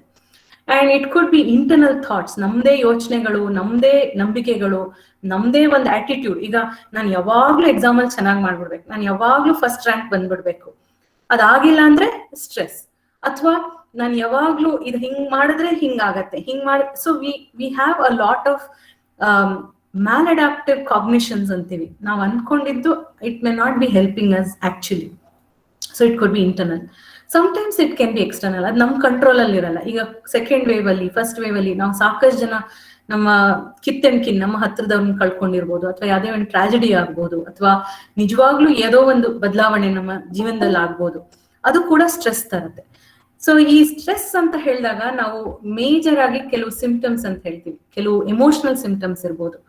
ಅಂದ್ರೆ ನಮ್ಮ ಭಾವನೆಗಳಲ್ಲಿ ಏರುಪೇರಾಗ್ಬೋದು, ನಮ್ಗೆ ಒಂಥರ ಕೋಪ ಬರ್ಬಹುದು, ಫ್ರಸ್ಟ್ರೇಷನ್ ಆಗ್ಬೋದು, ಒಂಥರ ಮೂಡಿ ಅಂತ ಏನ್ ಹೇಳ್ತೀವಿ ಅದಾಗ್ಬೋದು, ರಿಲ್ಯಾಕ್ಸ್ ಮಾಡಕ್ ಆಗಲ್ಲ, ಮನಸ್ಸನ್ನ ಸಮಾಧಾನ ಮಾಡ್ಕೊಳಕ್ ಆಗಲ್ಲ, ಅಥವಾ ಆ ಸಿಚುವೇಶನ್ ನಾವು ಆದಷ್ಟು ಅವಾಯ್ಡ್ ಮಾಡ್ತಿರ್ಬೋದು, which again is not adaptive. Physical symptoms ಬರ್ಬೋದು. ಕೆಲವ್ರಿಗೆ ತಲೆನೋವು ಬರ್ಬೋದು, ಸ್ಟಮಕ್ ಅಪ್ಸೆಟ್ ಆಗ್ಬೋದು, ಅಥವಾ ಒಂದ್ ರೀತಿ ನಾವ್ ಏನ್ ಹೇಳ್ತೀವಿ ಬಟರ್ಫ್ಲೈಸ್ ಇನ್ ದ ಸ್ಟಮಕ್, ಒಂಥರ ಕಸಿವಿಸಿ ಆಗ್ಬಹುದು, ಅಥವಾ ನಿದ್ರೆಗೆ ಇಡ್ಬೋದು, ಅಥವಾ ಸಾಕಷ್ಟು ಫಿಸಿಯಲಾಜಿಕಲ್ ಚೇಂಜಸ್, ಬಾಯಿ ಒಣಗಿರೋ ತರ ಆಗ್ಬೋದು, ಈ ತರ ಅತಿಯಾದ ಒಂದು ರಿಯಾಕ್ಷನ್ ಆಗ್ಬೋದು. ಮುಖ್ಯವಾಗಿ ಕಾಗ್ನೇಟಿವ್ ಸಿಂಪ್ಟಮ್ಸ್ ಅಂದ್ರೆ ನಮ್ಗೆ ಫೋಕಸ್ ಮಾಡಕ್ ಆಗಲ್ಲ. ಇವಾಗ ಎಕ್ಸಾಮ್ ಟೈಮಲ್ಲೂ ಅಷ್ಟೇ, ನೀವೆಲ್ಲ ಮಕ್ಳು ಸುಮಾರಿದ್ದೀರಾ, ನಾವು ತುಂಬಾ ಟೆನ್ಷನ್ ತಗೊಂಡ್ಬಿಟ್ರೆ ನಾನು ಏನ್ ಓದಿದೆ ಅದ್ ನೆನ್ಪಿರಲ್ಲ. ನನ್ಗೆ ಗೊತ್ತು, ಆ ಆನ್ಸರ್ ಗೊತ್ತು, ಬಟ್ ನಾನ್ ಕೇಳಿದಾಗ ನಂಗೆ ಜ್ಞಾಪಕಕ್ಕೆ ಬರಲ್ಲ. ಅಥವಾ ದೊಡ್ಡವರಲ್ಲಿ ಈ ಸ್ಟ್ರೆಸ್ ತುಂಬಾ ಆದ್ರೆ we may fail to do good judgement. ಈಗ ಈ ಡಿಸಿಷನ್ ತಗೋಬೇಕು, ಅತಿಯಾಗಿ ನಾವು ಓವರ್ವೆಲ್ಮ್ಡ್ ಆಗಿರುವಾಗ ನಮ್ಗೆ ಸರಿಯಾದ ಒಂದು ಡಿಸಿಷನ್ ತಗೊಳಕ್ ಆಗಲ್ಲ. ಅದಕ್ಕೆ ನಾವು ಎಷ್ಟೋ ಸಲ ಹೇಳ್ತೀವಲ್ಲ, ನಿಮ್ಗೆ ಮುಖ್ಯವಾದ ಡಿಸಿಷನ್ಸ್ ತಗೊಳ್ಳುವಾಗ ಸಮಾಧಾನದಲ್ಲಿರಿ, ಕೋಪದಲ್ಲಿ ಏನು ಮಾಡಬೇಡಿ, ಮನಸ್ಸು ಸಮಾಧಾನ ಆಗಿರುವಾಗ ನೀವು ಅದ್ರ ಬಗ್ಗೆ ಯೋಚನೆ ಮಾಡಿ. ಯಾಕಂದ್ರೆ ನಮ್ಮ ಹೈಯರ್ ಕಾಗ್ನೇಟಿವ್ ಫಂಕ್ಷನ್ಸ್ ಅಂತ ಏನ್ ಹೇಳ್ತೀವಿ, ಮಿಡಲ್ ಅಲ್ಲಿ ಯಾವ ಪ್ರಾಸೆಸ್ ಮಾಡುತ್ತೆ, ಅದು ಈ ಸ್ಟ್ರೆಸ್ ಲೆವೆಲ್ ಅಲ್ಲಿ ಇಂಪ್ಯಾಕ್ಟ್ ಆಗುತ್ತೆ. ಅದ್ರ ಬಗ್ಗೆ ನಾನು ಇನ್ನೊಂಚೂರು ಹೇಳ್ತೀನಿ ಬರ್ತಾ ಬರ್ತಾ. ಅಥವಾ ಬಿಹೇವಿಯರಲ್ ಸಿಂಪ್ಟಮ್ಸ್ ಇರ್ಬೋದು. ನಾವು ಕೆಲವು ನಾವು ಕಾರ್ಯಗಳನ್ನ ಮಾಡ್ಬೇಕು ಅದನ್ನ ಅವಾಯ್ಡ್ ಮಾಡೋದು. ಇವಾಗ ನಾವು ಏನೋ ಒಂದು ಕೆಲಸದಲ್ಲಿ ಈ ಡಿಸಿಷನ್ಸ್ ತಗೋಬೇಕು, ಅದನ್ನ ಮಾಡದೇ ಇರೋದು, ಅಥವಾ ಯಾವ್ದೋ ಒಂದು ಪರಿಸ್ಥಿತಿ ನಾವು ಅಲ್ಲಿ ಇರ್ಬೇಕು, ಅದನ್ನ ಅಲ್ಲಿ ಇಲ್ದೇ ಇರೋ ತರ ಅವಾಯ್ಡ್ ಮಾಡ್ಕೊಳ್ಳೋದು, which again is very maladaptive. So all these symptoms can occur in extreme levels of stress. So ಆದ್ರೆ ಈ ಸ್ಟ್ರೆಸ್ ಒಬ್ಬೊಬ್ಬರಿಗೆ ಒಂದೊಂದು ರೀತಿ ಕೊಡ್ಬೋದು. ಕೆಲವ್ರಿಗೆ ಒಂದು ಟೆಸ್ಟ್ ಬಂದಾಗ ಎಂಗ್ಸೈಟಿ ಆಗ್ಬೋದು, ಕೆಲವ್ರಿಗೆ ಮೇನ್ ಎಕ್ಸಾಮ್ ಬಂದಾಗ ಎಂಗ್ಸೈಟಿ ಆಗ್ಬೋದು, ಅದರ ಇಂಟೆನ್ಸಿಟಿ ವೇರಿ ಆಗ್ಬೋದು. ಕೆಲವ್ರಿಗೆ ಒಂದ್ ವಿಷಯದಲ್ಲಿ ಸ್ಟ್ರೆಸ್ ಆದ್ರೆ ಇನ್ನೊಬ್ರಿಗೆ ಅದಲ್ದೇ ಇರ್ಬೋದು. ಸೊ ಒಬ್ಬೊಬ್ರು ನಾವ್ ಏನು ಈ ಸಿಚುವೇಶನ್ ಅಂತೀವಿ ಅಥವಾ ನಮ್ ಥಾಟ್ ಪ್ರಾಸೆಸ್ ಅಂತೀವಿ, ಒಬ್ಬೊಬ್ರು ಅದಕ್ಕೆ ಬೇರೆ ಬೇರೆ ರೀತಿ ಅದಕ್ಕೆ ರಿಯಾಕ್ಟ್ ಮಾಡೋ ಚಾನ್ಸ್ ಇರುತ್ತೆ. ಹಾಗೆ ಹೇಳ್ತೀವಲ್ಲ, ಒಬ್ಬರಿದ್ದ ಹಾಗೆ ಇನ್ನೊಬ್ರಿಲ್ಲ. But over all this are the feelings that people go through. So ಇದು ನಾನು ಹೇಳ್ದಾಗೆ ನಮ್ಮ ಎಮೋಷನಲ್ ಡೊಮೇನ್ ಆಫ್ ಫಂಕ್ಷನಿಂಗ್, ನಮ್ಮ ಬಿಹೇವಿಯರ್, ನಮ್ಮ ಥಿಂಕಿಂಗ್ ಎಬಿಲಿಟಿ, ಆಮೇಲೆ ನಮ್ಮ ಫಿಸಿಕಲ್ ಹೆಲ್ತ್, ನಮ್ಮ ಎಲ್ಲಾ ವಿಷಯಗಳು, ಎಲ್ಲಾ ಕಾಂಪೊನೆಂಟ್ಸ್ಗೂ ಈ ಓವರ್ ಸ್ಟ್ರೆಸ್ ಅಂತ ಏನ್ ಹೇಳ್ತೀವಿ, it can have a negative impact. So how do we kind of measure? ಈಗ ನಾವು ಸೈಕಾಲಜಿಸ್ಟ್ ಆಗಿ ಏನ್ ಹೇಳ್ತೀವಿ, ಒಂದು ಆ ಈವೆಂಟ್, ಈಗ ನಾ ಹೇಳ್ದಾಗೆ ಕೋವಿಡ್ ಟೈಮಲ್ಲಿ ನಾವು ಒಬ್ರು ನಮ್ಮ ಮನೆಯವ್ರನ್ನ ಕಳ್ಕೊಂಡಿರ್ಬೋದು ಅಥವಾ ನಮ್ಮ ಹತ್ರದವ್ರನ್ನ ಕಳ್ಕೊಂಡಿರ್ಬೋದು, ಅದು ಒಂದು ಈವೆಂಟ್. ಇನ್ನೊಂದು, ನನಗೆ ಆ ಸಿಚುವೇಶನ್ ಅಲ್ಲಿ ರಿಯಾಕ್ಟ್ ಮಾಡಕ್ ನನ್ಗೆ ಏನ್ ರಿಸೋರ್ಸ್ ಇದೆ, ಹೇಗೆ ನಾನು ಅದನ್ನ ನಿಭಾಯಿಸ್ತೀನಿ ಅನ್ನೋದು, ನನ್ನ ಪ್ರೀವಿಯಸ್ ಸ್ಕಿಲ್ ಸೆಟ್ಸ್ ಅಂತ ನಾವೇನ್ ಹೇಳ್ತೀವಿ ಅದು ಡಿಪೆಂಡ್ ಆಗುತ್ತೆ. How do I respond to the situation, my past experience. ಈಗ ಉದಾಹರಣೆಗೆ ನೀವೇ ಮಕ್ಕಳಲ್ಲಿ ಟೆಸ್ಟ್ ಎಕ್ಸಾಮ್ ತಗೊಂಡ್ ಫೈನಲ್ ಎಕ್ಸಾಮ್ ಬಂದಾಗ ಸ್ವಲ್ಪ ಸಮಾಧಾನ ಇರುತ್ತೆ, ಯಾಕಂದ್ರೆ ನಾನು ಟೆಸ್ಟ್ ತಗೊಂಡಿದ್ದೆ ಅಲ್ಲ, ನನ್ಗೆ ಒಂದು ಎಕ್ಸ್ಪೀರಿಯನ್ಸ್ ಇದೆ, ನಾ ಹೇಗ್ ರಿಯಾಕ್ಟ್ ಮಾಡ್ಬೇಕು ಅಂತ. ಸೊ ಮೊದಲಿಗೆನೆ ಒಂದೇನೋ ಒಂದು ದೊಡ್ಡ ಎಕ್ಸಾಮ್ ಕೊಟ್ಬಿಟ್ರೆ ನಿಮ್ಗೆ ಅದು ಗೊತ್ತಿರಲ್ಲ ಹೇಗ್ ರಿಯಾಕ್ಟ್ ಮಾಡ್ಬೇಕು ಅಂತ. ಸೊ ಒಂದು ಈವೆಂಟ್, ಇನ್ನೊಂದು how do you, what resources do you have and what do I think of that event. ಆ ಈವೆಂಟ್ಗೆ ನಾನು ಎಷ್ಟು ವ್ಯಾಲ್ಯೂ ಕೊಡ್ತೀನಿ, ಎಷ್ಟು ಇಂಪಾರ್ಟೆನ್ಸ್ ಕೊಡ್ತೀನಿ, that is actually determines what do we call as crisis situation. Okay, so ಹಾಗಾಗಿ ಕೆಲವರಿಗೆ ಸುಮ್ಮನೆ ಮಲ್ಕೊಂಡಿದ್ದು ನಾನು ಆರಾಮಾಗಿರೋದು, just put this for kids. So it can vary. ಈ ಯಾರು ಎಷ್ಟು ನೀವು ಕಾರ್ಟೂನ್ ನೋಡ್ತಿರ್ಬೋದು ಇದ್ರದ್ದು, ಇದಕ್ಕೆ ಬರೀ ಮಲ್ಕೊಂಡಿದ್ರೇನೆ ಸ್ಟ್ರೆಸ್, ನಾನು ಏನ್ ಮಾಡ್ಬೇಕು, ಹಶ್ವಾಗಿದ್ರೆ ಅದು stress. So how much of stress can I take in life ಅಂತ ಸೊ ಕೆಲವುದಕ್ಕೆ ಸ್ಟ್ರೆಸ್ ಅಂತಾರೆ. So it could be many reasons. It could be meeting deadlines. It could be lack of fluctuation in motivation. So namge tumba stress adaga it can change. Or interpersonal issues with family, friends, teachers. Adu kuda tumba stressful. Navu ankotivi adella ಏನು ಇಲ್ಲ ನಡೆಯುತ್ತೆ ಅಂತ. But ಮನೆ ವಾತಾವರಣ ಅಥವಾ ನಮ್ಮ ಶಾಲೆಯಲ್ಲಿರೋ ವಾತಾವರಣ ಅಥವಾ ನಮ್ಮ ಫ್ರೆಂಡ್ಸ್ ಜೊತೆಗಿರೋ ನಮ್ಮ ಸಂಬಂಧಗಳು, ಇದೆಲ್ಲ ತುಂಬಾ ಮುಖ್ಯ ಆಗತ್ತೆ. How we handle situations, how do we react to situation, and our relationship with these important people in our lives. So IPR issues andre interpersonal issues, parents in the over criticality, na ಮಕ್ಕಳು ಏನ್ ಸಣ್ಣ ತಪ್ಪು ಮಾಡಿದ್ರು ಅದನ್ನ ಒಂಥರ blow up ಮಾಡಿ ತುಂಬಾ criticise ಮಾಡಿ, ಏನ್ ಮಾಡಿದ್ರು ಸರಿಗಿಲ್ಲ, ಇದಕ್ಕಿಂತ ಇನ್ನ ಮಾಡ್ಬೇಕು, ಇದಕ್ಕಿಂತ ಇನ್ನ ಮಾಡ್ಬೇಕು. So over expectation or lack of emotional bonding. ಕೆಲವು ಸಲ ತುಂಬಾ ಮುಖ್ಯ, ಒಂದು ಗುರುಗಳಿರ್ಬೋದು, ಒಂದು ತಂದೆ ತಾಯಿ ಇರ್ಬೋದು. ಅದಕ್ಕೆ ನಾವು ಹೇಳ್ತೀವಿ ಗುರುಗಳು ಮುಖ್ಯ, ಮಕ್ಕಳಿಗೆ ತಂದೆ ತಾಯಿ ಅಷ್ಟೇ ಗುರುಗಳು ಮುಖ್ಯ. ಯಾಕಂದ್ರೆ ಅದೇನ್ ರಿಲೇಶನ್ಶಿಪ್ ನಾವು ಫಾರ್ಮ್ ಮಾಡ್ತೀವಿ ಮಕ್ಕಳ ಜೊತೆಗೆ, ಅದು ನಮ್ಮ ಇಡೀ life time it can determine how we handle situations in life, not just stress alone. So it could B negative and stressful events or lack of skills. Sometimes ನಮ್ಗೆ ಕೆಲವು ಸ್ಕಿಲ್ಸ್ ಇರಲ್ಲ, ಅದನ್ನ ನಾವು ಗಮನ ಕೊಟ್ಟು ಯಾಕೆ ನಾನು ತುಂಬಾ ಸ್ಟ್ರೆಸ್ ಮಾಡ್ಕೋತಾ ಇದ್ದೀನಿ, ಯಾಕೆ ನನ್ನ ಕೈಲಿ ಆಗ್ತಿಲ್ಲ ಅನ್ನೋದನ್ನ ನಾವು ಕೆಲವು ಸಲ ಇಂಟ್ರಾಸ್ಪೆಕ್ಟ್ ಮಾಡ್ಬೋದು. ಅಥವಾ sometimes we may have to seek help, outside help, to look into see how we can help. So as I said, background, of course COVID is stressful. Added to that is this online teaching, classroom, friends na meet madak agalla, phone madak agalla. So stress is something that is going on through most people who are experiencing it. But yavaglu stress ಒಳ್ಳೆದಾ ಅಥವಾ stress ಒಂದೊಂದ್ಸಲ ಯಾವಾಗ್ಲೂ ಕೆಟ್ಟದ ಅಥವಾ ಒಳ್ಳೇದು ಆಗಬಹುದಾ? ಖಂಡಿತ. So ಅದಕ್ಕೆ ನಾವು ಸೈಕಾಲಜಿಸ್ಟ್ ಏನ್ ಹೇಳ್ತೀವಿ, ಯೂ ಸ್ಟ್ರೆಸ್ ಅಂತೀವಿ. ಸ್ವಲ್ಪ ಸ್ಟ್ರೆಸ್ ಇರ್ಬೇಕು. ಇವಾಗ ನಮ್ಮ ಭಗವದ್ಗೀತೆದು ಪಾಯಿಂಟ್ ಇಲ್ಲಿ ತರಬೇಕು ಅಂದ್ರೆ ನಾವ್ ಹೇಳ್ತೀವಿ ರಾಜಸಿಕ, ತಾಮಸಿಕ, ಆಮೇಲೆ ಸಾತ್ವಿಕ ಅಂತ. ತುಂಬಾ ತಾಮಸಿಕ ಆಗ್ಬಿಟ್ರೆ ಏನು ಮಾಡಲ್ಲ, ಹಾಗೆ ತಟಸ್ಥವಾಗಿರೋ ತರ. ಸ್ವಲ್ಪ ಮಟ್ಟಿಗೆ ರಾಜಸ್ ಗುಣ ಇರ್ಬೇಕು, ಯಾಕಂದ್ರೆ that is what motivates you to do things. ಅದರಲ್ಲಿ ಸಾತ್ವಿಕತೆ, ದೈವಿಕತೆ ತಂದ್ರೆ ಇನ್ನೂ ಒಳ್ಳೇದು. ಸೊ ಯಾವಾಗ್ಲೂ ಒಂದು ಸ್ಟ್ರೆಸ್ ಅಂದ್ರೆ ಕೆಟ್ಟದ್ದು. ಈಗ ಒಂದು ಎಕ್ಸಾಮ್ ಬರ್ತಿದೆ ಅಂದ್ರೆ ನೀವೆಲ್ಲ ಒಪ್ಕೋಬಹುದು, ಮಕ್ಕಳು ಸ್ವಲ್ಪ ಎಕ್ಸಾಮ್ ಭಯ ಇದ್ರೆ ಆವಾಗ ಓದ್ಕೋತೀವಿ. ನಾಳೆ ಎಕ್ಸಾಮ್ ಇದೆ ಅಂದ್ರೆ ಸಾಕಷ್ಟು ಚಾಪ್ಟರ್ಸ್ ಬೇಗ ಮುಗಿಸ್ಬಿಡ್ತೀವಿ. ಇದು ಯಾಕೆ ನಾನು ಮುಂಚೆ ಮಾಡ್ಲಿಲ್ಲ, ಒಂದ್ ತಿಂಗಳಿರುವಾಗ ಯಾಕೆ ಮಾಡ್ಲಿಲ್ಲ ಅಂತ ಎಷ್ಟೋ ಸಲ ನಾವ್ ಅನ್ಕೋತೀವಲ್ವಾ. ಎಕ್ಸಾಮ್ ಹಿಂದಿನ ದಿನ ಎಲ್ಲ ಪಟ ಪಟ ಪಟ ಓದ್ಬಿಟ್ಟು ಅರೆ I wish I had done this like 1 month I would have got first rank ಅಂತ ಅನ್ಸೋದು ಸಾಕಷ್ಟು ಸಲ ಅನ್ಸುತ್ತೆ. ಸೊ ಈ ಸ್ಟ್ರೆಸ್ ಅನ್ನೋದಿದೆಯಲ್ಲ, ಈ ಕಡೆ ಬಲಭಾಗದಲ್ಲಿ ನಾನೊಂದು ಗ್ರಾಫ್ ತರ ಹಾಕಿದೀನಲ್ಲ, ತುಂಬಾ ಕಾಮ್, ತುಂಬಾ ಬೋರಿಂಗ್, ಏನು ಇಲ್ಲ ಅಂದ್ರೆ ನಾವೇನು ಮಾಡಲ್ಲ. ಸೊ ಸ್ವಲ್ಪ ಮಟ್ಟಿಗೆ ಟೆನ್ಷನ್, ಸ್ವಲ್ಪ ಮಟ್ಟಿಗೆ ಸ್ಟ್ರೆಸ್ ಇದ್ರೆ ಅದು ಒಳ್ಳೇದು.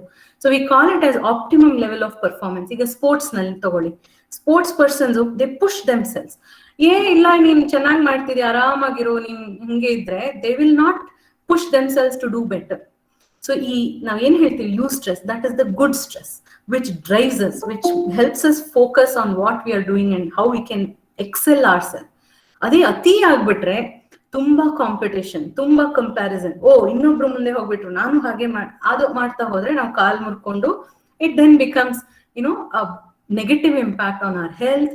Energy levels go down, it can lead to fatigue. So ಆ ಒಂದು ಆಪ್ಟಿಮಮ್ ಲೆವೆಲ್ ಅಂತ ಏನ್ ಹೇಳ್ತೀವಿ ಅದೆಲ್ಲ ನಾವು ಕಂಡಿಡ್ಕೋಬೇಕು. ಕೆಲವ್ರಿಗೆ ಇಲ್ಲಿ ಆಪ್ಟಿಮಮ್ ಲೆವೆಲ್ ಬರ್ಬೋದು, ಕೆಲವ್ರಿಗೆ ಈ ಲೆವೆಲ್ ಅಲ್ಲಿ ಬರ್ಬೋದು. So it can vary. There no one golden rule ಹೀಗೆ ಆಗ್ಬೇಕಂತಲ್ಲ. But I just want to share with all of you that not all stress is bad. Some amount of stress is good. ನಾವು ಹೇಳ್ತೀವಲ್ಲ, ಸ್ವಲ್ಪ ಕಷ್ಟ ಪಡ್ಬೇಕು ನಾವು ಜೀವನದಲ್ಲಿ. ಕೆಲವು ದುಃಖಗಳು ಬರ್ಬೇಕು. ಯಾವಾಗ್ಲೂ ಸುಖ ಇದ್ರೆ ನಾವ್ ಏನು ಕಲಿಯಲ್ಲ. ದುಃಖ ಇರುವಾಗ್ಲೇನೆ ಜಾಸ್ತಿ ನಮ್ಗೆ ದೈವಿಕತೆಯ ಅನುಭವ ಆಗತ್ತೆ. ದುಃಖ ಇದ್ರೆ ನಮ್ಗೆ ಏನೋ ಒಂದು ಓಕೆ, ಇನ್ನೂ ಏನೋ ಮಾಡಕ್ಕಿದೆ, ಇನ್ನೂ ಏನೋ ಕಲಿಯಕ್ಕಿದೆ ಅನ್ನೋದು ಬರ್ತಾ ಇರತ್ತೆ. ಸೊ ನಾನು ಅಲ್ಲಲ್ಲಿ ನಮ್ಮ ಇಂಡಿಯನ್ ಕಾನ್ಸೆಪ್ಟ್ಸ್ ಹಾಕ್ತೀನಿ. ಕಡೆಯಲ್ಲಿ I kind of summarise it and go bit more in detail. ಆಯ್ತಾ? So as I said, there is a positive stress which helps us focus, motivate. ಓ, ಇದು ನಾನು ಅಕಂಪ್ಲಿಷ್ ಮಾಡ್ಬೇಕು, ನಾನು ಇದನ್ನ ಮಾಡ್ಬೇಕು ಅಂತ. ಅದೇ ಅತಿಯಾಗಿ ಯಾವುದು ಆಗ್ಬಾರ್ದು. So there is always something that should be at balance. Too much of anything is not good. So ಅದೇ ಈಗ ನಮ್ಮ ವೇದಗಳ ಸಾರ, ಗೀತದ ಸಾರ ಎಲ್ಲ ತಗೊಂಡ್ರೆ ನಾವು ಹೇಳೋದು ಅದೇ ಅಲ್ವಾ, ಸಮತ್ವಂ ಯೋಗ ಉಚ್ಯತೆ. ಎಲ್ಲದರಲ್ಲೂ ಒಂದು ಸಮತೋಲನ, ಒಂದು ಬ್ಯಾಲೆನ್ಸ್ ಇದ್ರೆ that's what helps us in handling any situation in life. So when we talk about stress, ನಾ ಹೇಳಿದಾಗೆ ಬಯಾಲಜಿಕಲ್ ಆಕ್ಟಿವೇಶನ್ ಆಗುತ್ತೆ, ನಮ್ಮ ಶರೀರದಲ್ಲಿ ಏರುಪೇರಾಗತ್ತೆ, ಹಾರ್ಟ್ ರೇಟ್ ಬೇಗ ಬೇಗ ಹೊಡ್ಕೊಳತ್ತೆ. ಇಷ್ಟೇ ಅಲ್ಲದೆ ಕೆಲವು ನೆಗೆಟಿವ್ ಹಾರ್ಮೋನಲ್ ಚೇಂಜಸ್ ಆಗತ್ತೆ. ನ್ಯೂರೋ ಟ್ರಾನ್ಸ್ಮಿಟರ್ಸ್ ಅಂತೀವಿ, ಮಿದುಳು ಕೆಲಸ ಮಾಡುತ್ತಲ್ಲ, ನಮ್ ಇಡೀ ಬಾಡಿನ ಕಂಟ್ರೋಲ್ ಮಾಡುತ್ತೆ. ಸೊ ಕೆಲವು ರಾಸಾಯನಿಕಗಳನ್ನ ಬಿಡ್ತಾ ಇರತ್ತೆ brain. So brain activates on chemicals, electrical activity. So ಇದ್ರದ್ದೆಲ್ಲ ಆಕ್ಟಿವೇಶನ್ ಅಲ್ಲಿ ಚೇಂಜಸ್ ಆಗತ್ತೆ. ನಾವು ನಾರ್ಮಲ್ ಆಗಿ ಏನೇ ಕೆಲಸ ಮಾಡಿದ್ರು there is activity going on. But ಅತಿಯಾಗಿ ಸ್ಟ್ರೆಸ್ ಅಲ್ಲಿ ಆದಾಗ ನಮ್ಮ body reacts in a different way. So it could be increasing certain neurotransmitters that have impact on our health, immune system ಎಲ್ಲಾನು. ಅಂಡ್ ಸ್ವಲ್ಪ ಮಟ್ಟಿಗೆ ಆಕ್ಟಿವೇಶನ್ ಆದಾಗ it helps us. ಈಗ ಉದಾಹರಣೆಗೆ ನಾನೊಂದು ಸಡನ್ ಆಗಿ ನಡ್ಕೊಂಡು ಹೋಗ್ತಿರುವಾಗ ಇದು ಹಾವು ತರ ಕಾಣತ್ತೆ ಅಂತ ಇಟ್ಕೊಳ್ಳಿ. ಛಕ್ ಅಂತ ನನ್ ಎದೆ ಹೊಡ್ಕೊಳತ್ತೆ, ನಾನು ಓಡ್ ಹೋಗ್ತೀನಿ. ಆ ಓಡ್ ಹೋಗೋದಿಕ್ಕೆ ಆ ಒಂದು ಸಿಸ್ಟಮ್ ಹ್ಯಾಸ್ ಟು ವರ್ಕ್. ಅವಾಗ ಈ ಆಟೋನಾಮಿಕ್ ಅರೌಸಲ್ ಅಂತ ಏನ್ ಹೇಳ್ತೀವಿ ಅದು ಹಾಗೆ ಆಗತ್ತೆ. ಸುಮಾರು ಹೊತ್ತು ಬೇಕಾಗತ್ತೆ ನಮ್ಗೆ ಸಮಾಧಾನ ಮಾಡ್ಕೊಳಕ್ಕೆ. ಒಂದು ಹಾವಲ್ಲ, ಅದು ಒಂದು ಏನೋ ರೋಪ್ ಇತ್ತು ಅಂತ ಅದನ್ನ ಮತ್ತೆ ರೀಇಂಟರ್ಪ್ರೆಟ್ ಮಾಡಕ್ಕೆ. But it's also important that we prepare and act, ಕೆಲವು psychological preparation that we say for events that can happen in our life. Exam ಒಂದು ತುಂಬಾ ಕಾಮನ್ ಎಕ್ಸಾಂಪಲ್. ಬಟ್ ಜೀವನದಲ್ಲಿ ನಮ್ಗೆ ಎಷ್ಟೋ ಪರೀಕ್ಷೆಗಳು ಬರುತ್ತೆ, ಎಷ್ಟೋ ವಿಷಯಗಳು ಬರುತ್ತೆ, ಎಲ್ಲಿ ನಮ್ಮ our emotional health, our emotional preparedness is extremely important. So ಇದು ಬಯಾಲಜಿಕಲ್ ಬೇಸಿಸ್ ಆಫ್ ಸ್ಟ್ರೆಸ್ ನಾನು ಹೇಳ್ದಲ್ಲ ಆಗ್ಲೇ, ಬಾಯಿ ಒಣಗದಾಗ ಆಗತ್ತೆ, ನಮ್ಮ ಎದೆ ಹೊಡ್ಕೊಂಡಂಗ ಆಗತ್ತೆ ಎಲ್ಲಾನು. ಆಗೇನಾಗತ್ತೆ, ಇನ್ನೊಂದು ಪ್ಯಾರಾಸಿಂಪಥೆಟಿಕ್ ಸಿಸ್ಟಮ್ ಅನ್ನೋದು ಹೆಲ್ಪ್ ಮಾಡುತ್ತೆ ಸಮಾಧಾನ ಮಾಡಕ್ಕೆ. ಇದು ಸಿಂಪಥೆಟಿಕ್ ಸಿಸ್ಟಮ್ ಬರ್ತಾ ಹೋಗತ್ತೆ. ಈ ಫ್ಲೈಟ್ ಅಂಡ್ ಫೈಟ್ ರೆಸ್ಪಾನ್ಸ್ ಅಂತ ಏನ್ ಹೇಳ್ತೀವಿ, ನಮ್ಮ ಅಡ್ರಿನಲಿನ್ ರಶ್ ಅಂತ ಹೇಳ್ತೀವಿ, ಕಾರ್ಟಿಸಾಲ್ ಲೆವೆಲ್ಸ್ ರಿಲೀಸ್ ಆಗುತ್ತೆ ಅತಿಯಾಗಿ ಸ್ಟ್ರೆಸ್ ಆದಾಗ. ಈ ಕಾರ್ಟಿಸಾಲ್ ಅನ್ನೋದು ಸ್ವಲ್ಪ ಮಟ್ಟಿಗೆ ಒಳ್ಳೇದು ಈ ಅರೌಸಬಿಲಿಟಿಗೆ. But it can also harm at a very high level. ತುಂಬಾ ಜಾಸ್ತಿ ಆಗ್ಬಿಟ್ರೆ ನಮ್ಮ ಬ್ರೈನ್ ಅಲ್ಲಿ ಕೆಲವು ಭಾಗಗಳನ್ನ ಅದು ಕೊರಿಯಕ್ ಶುರು ಮಾಡುತ್ತೆ, ಲಿಟ್ರಲಿ ಕೊರಿಯಕ್ಕೆ. ಸೊ ಎಲ್ಲಿ ನಮ್ಮ ಮಿದುಳಿನ ಭಾಗ ನಮ್ಗೆ ನೆನಪಿನ ಶಕ್ತಿಗೆ ಅನುಕೂಲ ಮಾಡ್ಕೊಡತ್ತೋ, ನಮ್ಗೆ ಜ್ಞಾಪಕ ಶಕ್ತಿಗೆ ಹೆಲ್ಪ್ ಮಾಡುತ್ತೋ, ಆ ಭಾಗಕ್ಕೆ ನೆಗೆಟಿವ್ಲಿ ಇಂಪ್ಯಾಕ್ಟ್ ಮಾಡುತ್ತೆ. So that's why we say when you are highly stress there are chances of you not focusing, you forgetting things, memory issues ಇದೆಲ್ಲ ಬರ್ಲಿಕ್ಕೆ ಚಾನ್ಸಸ್ ಇರುತ್ತೆ. And over time it effects our immune system. So ಪದೇ ಪದೇ ನಮ್ಗೆ ಹುಷಾರಿಲ್ಲ ಅಂತ ಆಗೋದು, ಜ್ವರಗಳು ಬರೋದು, our body stops reacting to it. Okay, so these are all some of the biological responses. We scream, we run away, heart races, what all coordinates. So flight and fight response antivi. And e parasympathetic system kind of helps in calming down and all that. But key thing ಏನಾಗುತ್ತೆ, ಇದು ಒಂದು ಮಿದುಳಿನ ಚಿತ್ರ ಆಯ್ತಾ. ಮಿದುಳಿನ ಭಾಗ ನೀವು ಒಂದ್ ಕಡೆಯಿಂದ ನಿಮ್ಮ ಮುಖ ಹೀಗಿಟ್ಕೊಂಡು ನೋಡಿದ್ರೆ ಇದು one view of the human brain. ಇದ್ರಲ್ಲಿ ಏನಾಗತ್ತೆ, ಕೆಲವು ಒಳಗಡೆ ಕೆಲವು ಭಾಗಗಳಿರತ್ವೆ. ಅದು ಈ ನಮ್ಮ ಫ್ಲೈಟ್ ಅಂಡ್ ಫೈಟ್ ರೆಸ್ಪಾನ್ಸ್ಗೆ ತುಂಬಾ ಇಂಪಾರ್ಟೆಂಟ್. ನಮ್ಮ ಹಾರ್ಟ್ ರೇಟ್ ನ ಕಂಟ್ರೋಲ್ ಮಾಡೋದು, ನಮ್ಮ ನಿದ್ರೆ ಏರುಪೇರ್ ಅದನ್ನ ಕಂಟ್ರೋಲ್ ಮಾಡೋದು, ಇದಕ್ಕೆಲ್ಲ ತುಂಬಾ ಮುಖ್ಯವಾದ ಜಾಗ. ಆ ಲೆವೆಲ್ ಅಲ್ಲಿ ಈ ಕಾರ್ಟಿಸಾಲ್ ಲೆವೆಲ್ಸ್ ಇನ್ಕ್ರೀಸ್ ಆಗ್ತಾ ಹೋದ್ರೆ ಈ ಕೆಲವು ಭಾಗಗಳಿಗೆ ತುಂಬಾ ತೊಂದರೆ ಆಗ್ತಾ ಹೋಗುತ್ತೆ. ಸೊ ನಮ್ಮ ಹೊಸ ಕಲಿಕೆ, ಹೊಸ ಲರ್ನಿಂಗ್ ಇದಕ್ಕೆ ತುಂಬಾ ಕಷ್ಟ ಆಗುತ್ತೆ. Over time people also have shown, research studies have shown that even there are structural changes in the brain. So middle very functional changes alla, but structural changes due to overstress. It can be traumatic stress ನಾವು ಏನ್ ಹೇಳ್ತೀವಿ. ಇನ್ನ important ಮುಖ್ಯವಾದ ವಿಷಯ ನಾನು ಏನ್ ಹೇಳ್ಬೇಕಂದ್ರೆ, ಇನ್ನು ಆವಾಗ್ಲೇ ಹೇಳಿದ್ನಲ್ಲ, ತುಂಬಾ ನಾವ್ ಒಂಥರ ಒತ್ತಡ, ಮಾನಸಿಕ ಒತ್ತಡ ತಗೊಂಡ್ಬಿಟ್ರೆ ನಮ್ಗೆ ಸರಿಯಾಗಿ ಯೋಚನೆ ಮಾಡಕ್ ಆಗಲ್ಲ, ನಮ್ಗೆ ಥಿಂಕ್ ಮಾಡಕ್ ಆಗಲ್ಲ, ಒಂದು ಒಳ್ಳೆ ಡಿಸಿಷನ್ಸ್ ತಗೊಳಕ್ ಆಗಲ್ಲ. ಸೊ ಈ ನಾವ್ ಏನ್ ಹೇಳ್ತೀವಿ ಸಮತ್ವ, ಮಾನಸಿಕ ಸಮತ್ವ ಎಷ್ಟು ಮುಖ್ಯ ಅಂದ್ರೆ, ಈ flight and fight areas of the brain ಏನಿರತ್ತೆಲ್ಲ, they hijack the higher cortical areas. ಈ ಎಕ್ಸಿಕ್ಯೂಟಿವ್, ಈ ನೀಲಿ ಬಣ್ಣದಲ್ಲಿ ನಾನು ಏನ್ ಕೊಟ್ಟಿದ್ದೀನಲ್ಲ, ಅದು ನಾವು ಯಾರು ನಮ್ಮ ಈ ಪ್ರೈಮೇಟ್ಸ್ ಅಥವಾ ಈ ನಾವು if we say we are from other animals, okay, ಅದಕ್ಕಿಂತ ನಾವು ಮನುಷ್ಯರು ಭಿನ್ನ. ನಾವು ದೇವ್ರು ನಮ್ಗೆ ಇಂಟೆಲಿಜೆನ್ಸ್ ಕೊಟ್ಟಿದ್ದಾನೆ, ನಮ್ಗೆ ಭಾಷೆ ಮಾತಾಡೋ ಕೊಟ್ಟಿದ್ದಾನೆ, ನಮ್ಗೆ ಬೇರೆ ಅನಿಮಲ್ಸ್ಗಿಂತ ಬೇರೆ ಕಾಗ್ನಿಟಿವ್ ಫಂಕ್ಷನ್ಸ್ ಯಾವ್ದಿದೆ ಅಂದ್ರೆ ಈ ಭಾಗ ಅತ್ಯಂತ ಮುಖ್ಯ. Evolutionarily this part of the brain has evolved much later, and humans ನಲ್ಲಿ it's most complex area of the brain. It's very very important. ಈ ಫ್ರಾಂಟಲ್ ಏರಿಯಾ ಅಂತೀವಿ, ಪ್ರೀ ಫ್ರಾಂಟಲ್ ಏರಿಯಾ. ಈಗ ನಮ್ಗೆ ಅತಿಯಾದ ಎಮೋಷನಲ್ ರಿಯಾಕ್ಟಿವ್ ಆದಾಗ ಈ ಫ್ಲೈಟ್ ಏರಿಯಾ ಹೈಜಾಕ್ ಮಾಡ್ಬಿಡುತ್ತೆ. ಅದಕ್ಕೆ ನಮ್ಗೆ ಸರಿಯಾಗಿ ಯೋಚನೆ ಮಾಡಕ್ ಆಗಲ್ಲ. ಸೊ ಯಾವಾಗ್ಲೂ ನಾವು ಸಮತೋಲನ ಇಟ್ಕೋಬೇಕು ಅನ್ನೋದು ಈ ಕಾರಣಕ್ಕೇನೆ. ನಾವು ಏನ್ ಕಲ್ತಿದೀವಿ, ನಾವ್ ಏನ್ ಮಾಡ್ಬೇಕು, ಅದನ್ನ ಚೆನ್ನಾಗಿ ಯೋಚನೆ ಮಾಡೋದಕ್ಕೆ ಹೆಲ್ಪ್ ಆಗತ್ತೆ. ಸೊ ಈಗ ನಾವು ನಮ್ಮ ಇಂಡಿಯನ್ ಟ್ರೆಡಿಷನಲ್ಸ್ ಅಲ್ಲೂ ಇಂಡಿಯನ್ ಫಿಲಾಸಫಿಲೂ ಹೇಳ್ತೀವಿ, ನಮ್ಮ ಶರೀರ ನಮ್ಮ ಮನಸ್ಸು ಎರಡು ಒಂಥರ ಒಂದೇ ಕಾಯಿನ್ದು ಎರಡು ಭಾಗ, ಅದು ಬೇರೆ ಬೇರೆ ಅಲ್ಲ. ನಮ್ಮ ಮನಸ್ಸು ಏನ್ ಮಾಡುತ್ತೆ, ನಮ್ಮ ಶರೀರ ಅದು ರಿಯಾಕ್ಟ್ ಮಾಡುತ್ತೆ. ಇನ್ನೂ ನಮ್ಮ ಇಂಡಿಯನ್ ಟ್ರೆಡಿಷನಲ್ಸ್ ಮೂಲ ಹುಡುಕ್ತಾ ಹೋದ್ರೆ ನಾವು ಪಂಚಭೂತಗಳು ಏನಂತೀವಿ, ಶರೀರಗಳು ಏನ್ ಹೇಳ್ತೀವಿ, ಅದೆಲ್ಲದರಲ್ಲೂ ಎಫೆಕ್ಟ್ ಆಗತ್ತೆ ನಮ್ಗೆ. ಅದು we have to go deeper in to our Indian philosophical system to understand it better. But to accrued from our current western psychology and physiology, if I have to say, mind and body has a 2-way communication. ನಮ್ ಶರೀರ ಹುಷಾರಿಲ್ಲ, ಈಗ ನಂಗೆ ಜ್ವರ ಬರುತ್ತೆ, ಎಲ್ಲ ಮನುಷ್ಯರಂದ್ಮೇಲೆ ನಮ್ಗೆ ಜ್ವರ ಬರುತ್ತೆ. ಜ್ವರ ಬಂದಾಗ ನಮ್ಗೆ ನಮ್ಮ ಆಪ್ಟಿಮಮ್ ಲೆವೆಲ್ ಆಫ್ ಫಂಕ್ಷನಿಂಗ್ ಮಾಡಕ್ ಆಗಲ್ಲ, ರೆಸ್ಟ್ ಬೇಕು. ಶರೀರ ಹೇಳುತ್ತೆ ನನ್ಗೆ ರೆಸ್ಟ್ ಬೇಕು ಅಂತ. ಅದೇ ರೀತಿ ನಮ್ಮ ಮನ್ಸು ಚೆನ್ನಾಗಿಲ್ದೇ ಇದ್ರೆ ತುಂಬಾ ಸಲ ಅದು ಕೂಡ ನಮ್ಮ ಶರೀರದ ಮೇಲೆ ಎಫೆಕ್ಟ್ ಮಾಡುತ್ತೆ. So it's very important that we pay attention to this 2-way communication between mind and body. It's very very important. So all this can have impact on our immune system. So ಈ ಮಿದುಳು ಅಂತ ನಾನು ಏನ್ ಬಂದೆ, ಅದ್ರ ಬಗ್ಗೆ ಇನ್ನೊಂದು ಚೂರು ಹೇಳ್ತೀನಿ. That's the second key point that I wanted to highlight. Some of the key things about our brain. ನಮ್ಮ ಮಿದುಳು ಎಷ್ಟು ಕಾಂಪ್ಲೆಕ್ಸ್ ಅಂದ್ರೆ ಇದ್ರ ಬಗ್ಗೆ ಇನ್ನೂ ಅರ್ಥ ಮಾಡ್ಕೊಳ್ಳೋಕೆ ಸಾಕಷ್ಟು ಇದೆ. Colloquially people say we only use 5% of the brain ಅಂತ. It's actually not 5% of the brain, but we know very little about the brain. There so much more to know about the human brain. Extremely complex. ನಾವು neuropsychologist, neurologist, ನ್ಯೂರೋಸರ್ಜನ್ಸ್ ನಾವೆಲ್ಲ ಇದನ್ನ anatomy study ಮಾಡಿ ನಾವ್ ಏನ್ ಅರ್ಥ ಮಾಡ್ಕೊಂಡಿದೀವಿ ಅಂದ್ರೆ, ಈ ಮಿದುಳಲ್ಲಿ ಈ ಬಣ್ಣಗಳು ಏನ್ ಚಿತ್ರ ಕೊಟ್ಟಿದೀನಲ್ಲ, ಆ ಬೇರೆ ಬೇರೆ ಬಣ್ಣಗಳಿಗೆ ಬೇರೆ ಬೇರೆ ಕೆಲಸಗಳಿವೆ. ಇದು ಒಂದು ಆರ್ಗನೈಸೇಷನ್ ಅಂತ ಇಟ್ಕೊಳ್ಳಿ, ಒಂದು ಇಂಡಸ್ಟ್ರಿ, ಒಂದು ದೊಡ್ಡ ಕಂಪನಿಲಿ ಹೇಗೆ ಹೈರಾರ್ಕಿ ಇರತ್ತೆ ಅಲ್ಲ, ಬಾಸ್ ಇರ್ತಾರೆ, ಸಿಇಒ ಇರ್ತಾರೆ, ಅದ್ರ ಕೆಳಗೆ ಮ್ಯಾನೇಜರ್ಸ್ ಇರ್ತಾರೆ, ಅದ್ರ ಕೆಳಗಡೆ ಇನ್ನೊಂದಷ್ಟು ಜನ ವರ್ಕ್ ಮಾಡೋರು ಇರ್ತಾರೆ. ಅದೇ ರೀತಿ ನಮ್ ಬ್ರೈನ್ ಅಲ್ಲೂ ಕೂಡ ಒಂದು ಸಿಇಒ ಇರುತ್ತೆ, ಅದ್ರ ಕೆಳಗಡೆ ವರ್ಕ್ ಮಾಡೋ ಮ್ಯಾನೇಜರ್ಸ್ ಇರ್ತಾರೆ, ಅದ್ರ ಕೆಳಗಡೆ ವರ್ಕ್ ಮಾಡೋ ಇನ್ನೊಂದಷ್ಟು ವರ್ಕರ್ಸ್ ಇರ್ತಾರೆ. ಆಮೇಲೆ ತುಂಬಾ ಅಸೆಂಬ್ಲಿ ಲೈನ್ಸ್ ಇರತ್ತೆ.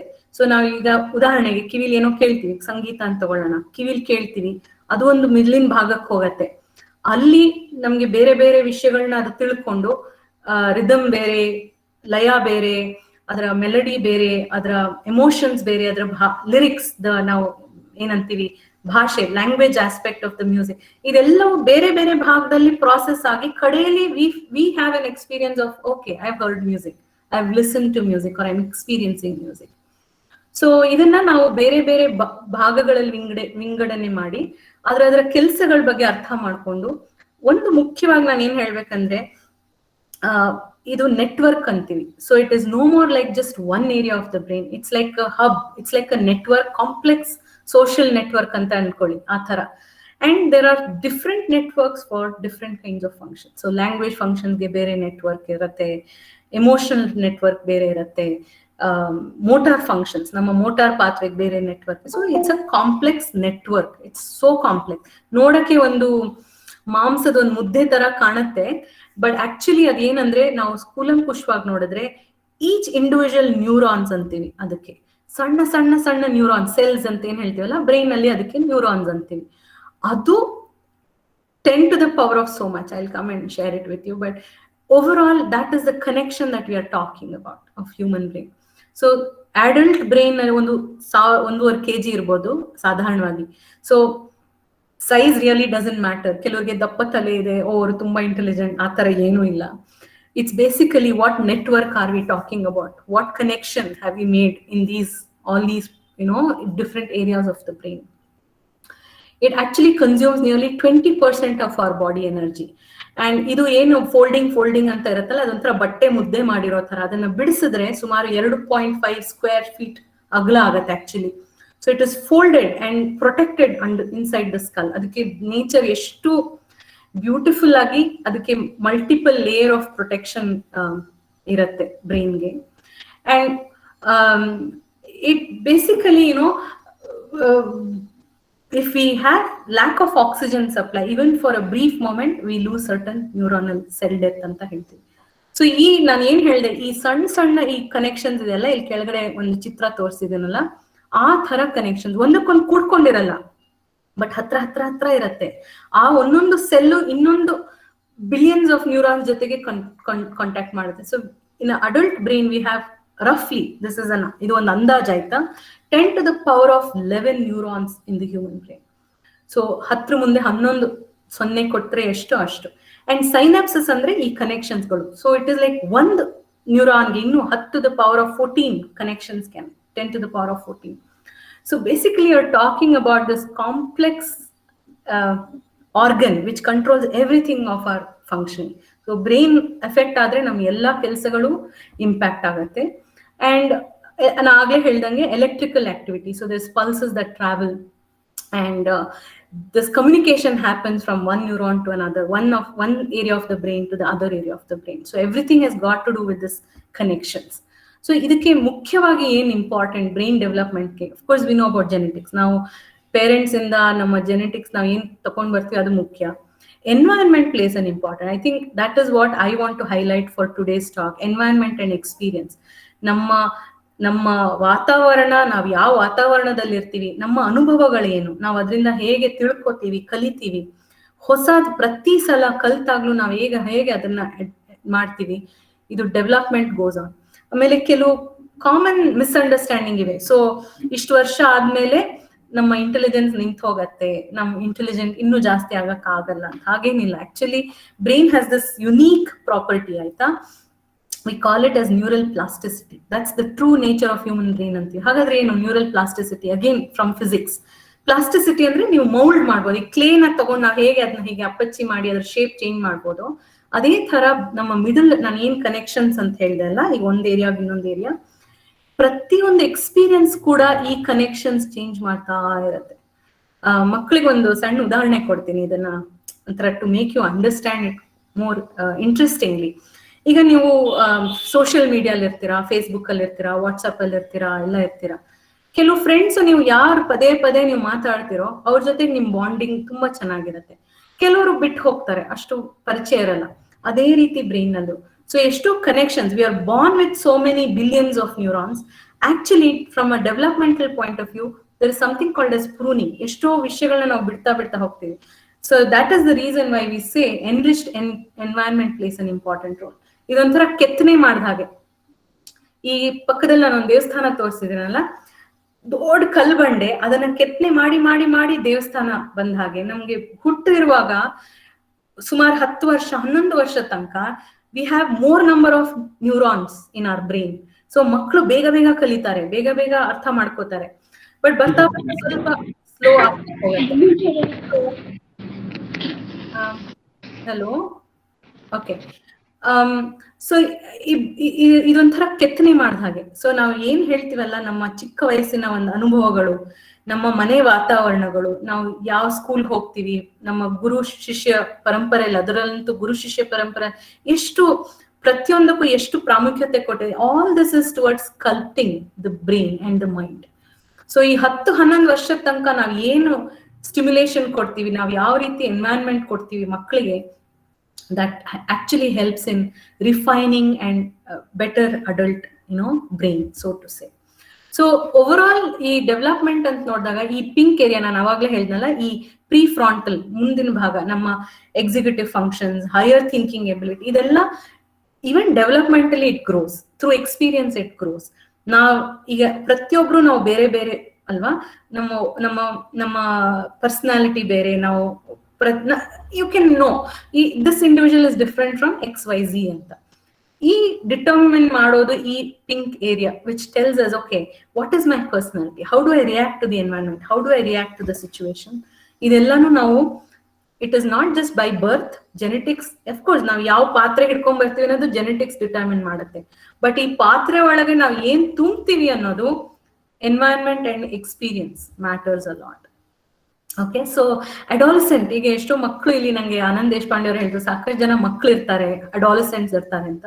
ಸೊ ಎಷ್ಟೋ ಸಲ ಈ ಅಡಾಲಸೆಂಟ್ ಬ್ರೈನ್ ಅಲ್ಲಿ ಏನಾಗತ್ತೆ, ಈ ಪ್ರೀ ಫ್ರಾಂಟಲ್ ಏರಿಯಾ ಬೆಳೆಯಕ್ಕೆ ಸ್ವಲ್ಪ ಟೈಮ್ ತಗೊಳತ್ತೆ, ಒಂದು 12, 14, 15 ಈ ತರ ವರ್ಷಗಳು. ಅಲ್ಲಿ ತನಕ ನಮ್ಮ ಈ ಎಮೋಷನಲ್ ಬ್ರೈನ್ ಇದೆಲ್ಲ ತುಂಬಾ ಆಕ್ಟಿವ್ ಇರುತ್ತೆ. ಅದಕ್ಕೆ ಮಕ್ಕಳು they are very emotional, they get hyper, they get. So ನಾವು ಗುರುಗಳು, ನಾವು teachers, parents, we need to keep this in mind to help children. ಅವ್ರನ್ನ ಮೋಟಿವೇಟ್ ಮಾಡ್ಬೇಕು ಅಂದ್ರೆ ಎಮೋಷನ್ ಕ್ಯಾನ್ ಪ್ಲೇ ರೋಲ್. ಅವ್ರಿಗೆ ಒಳ್ಳೆ ದಾರಿಗೆ ತರಬೇಕು ಅಂದ್ರೂ emotion place a role. So ನಿಮ್ಮ ಪ್ರೀತಿ, ನಿಮ್ಮ ಒಳ್ಳೆಯ ಅನುಭವಗಳು, ಒಳ್ಳೆಯ ವಿಚಾರಗಳು, this can actually help them mature in a very positive way.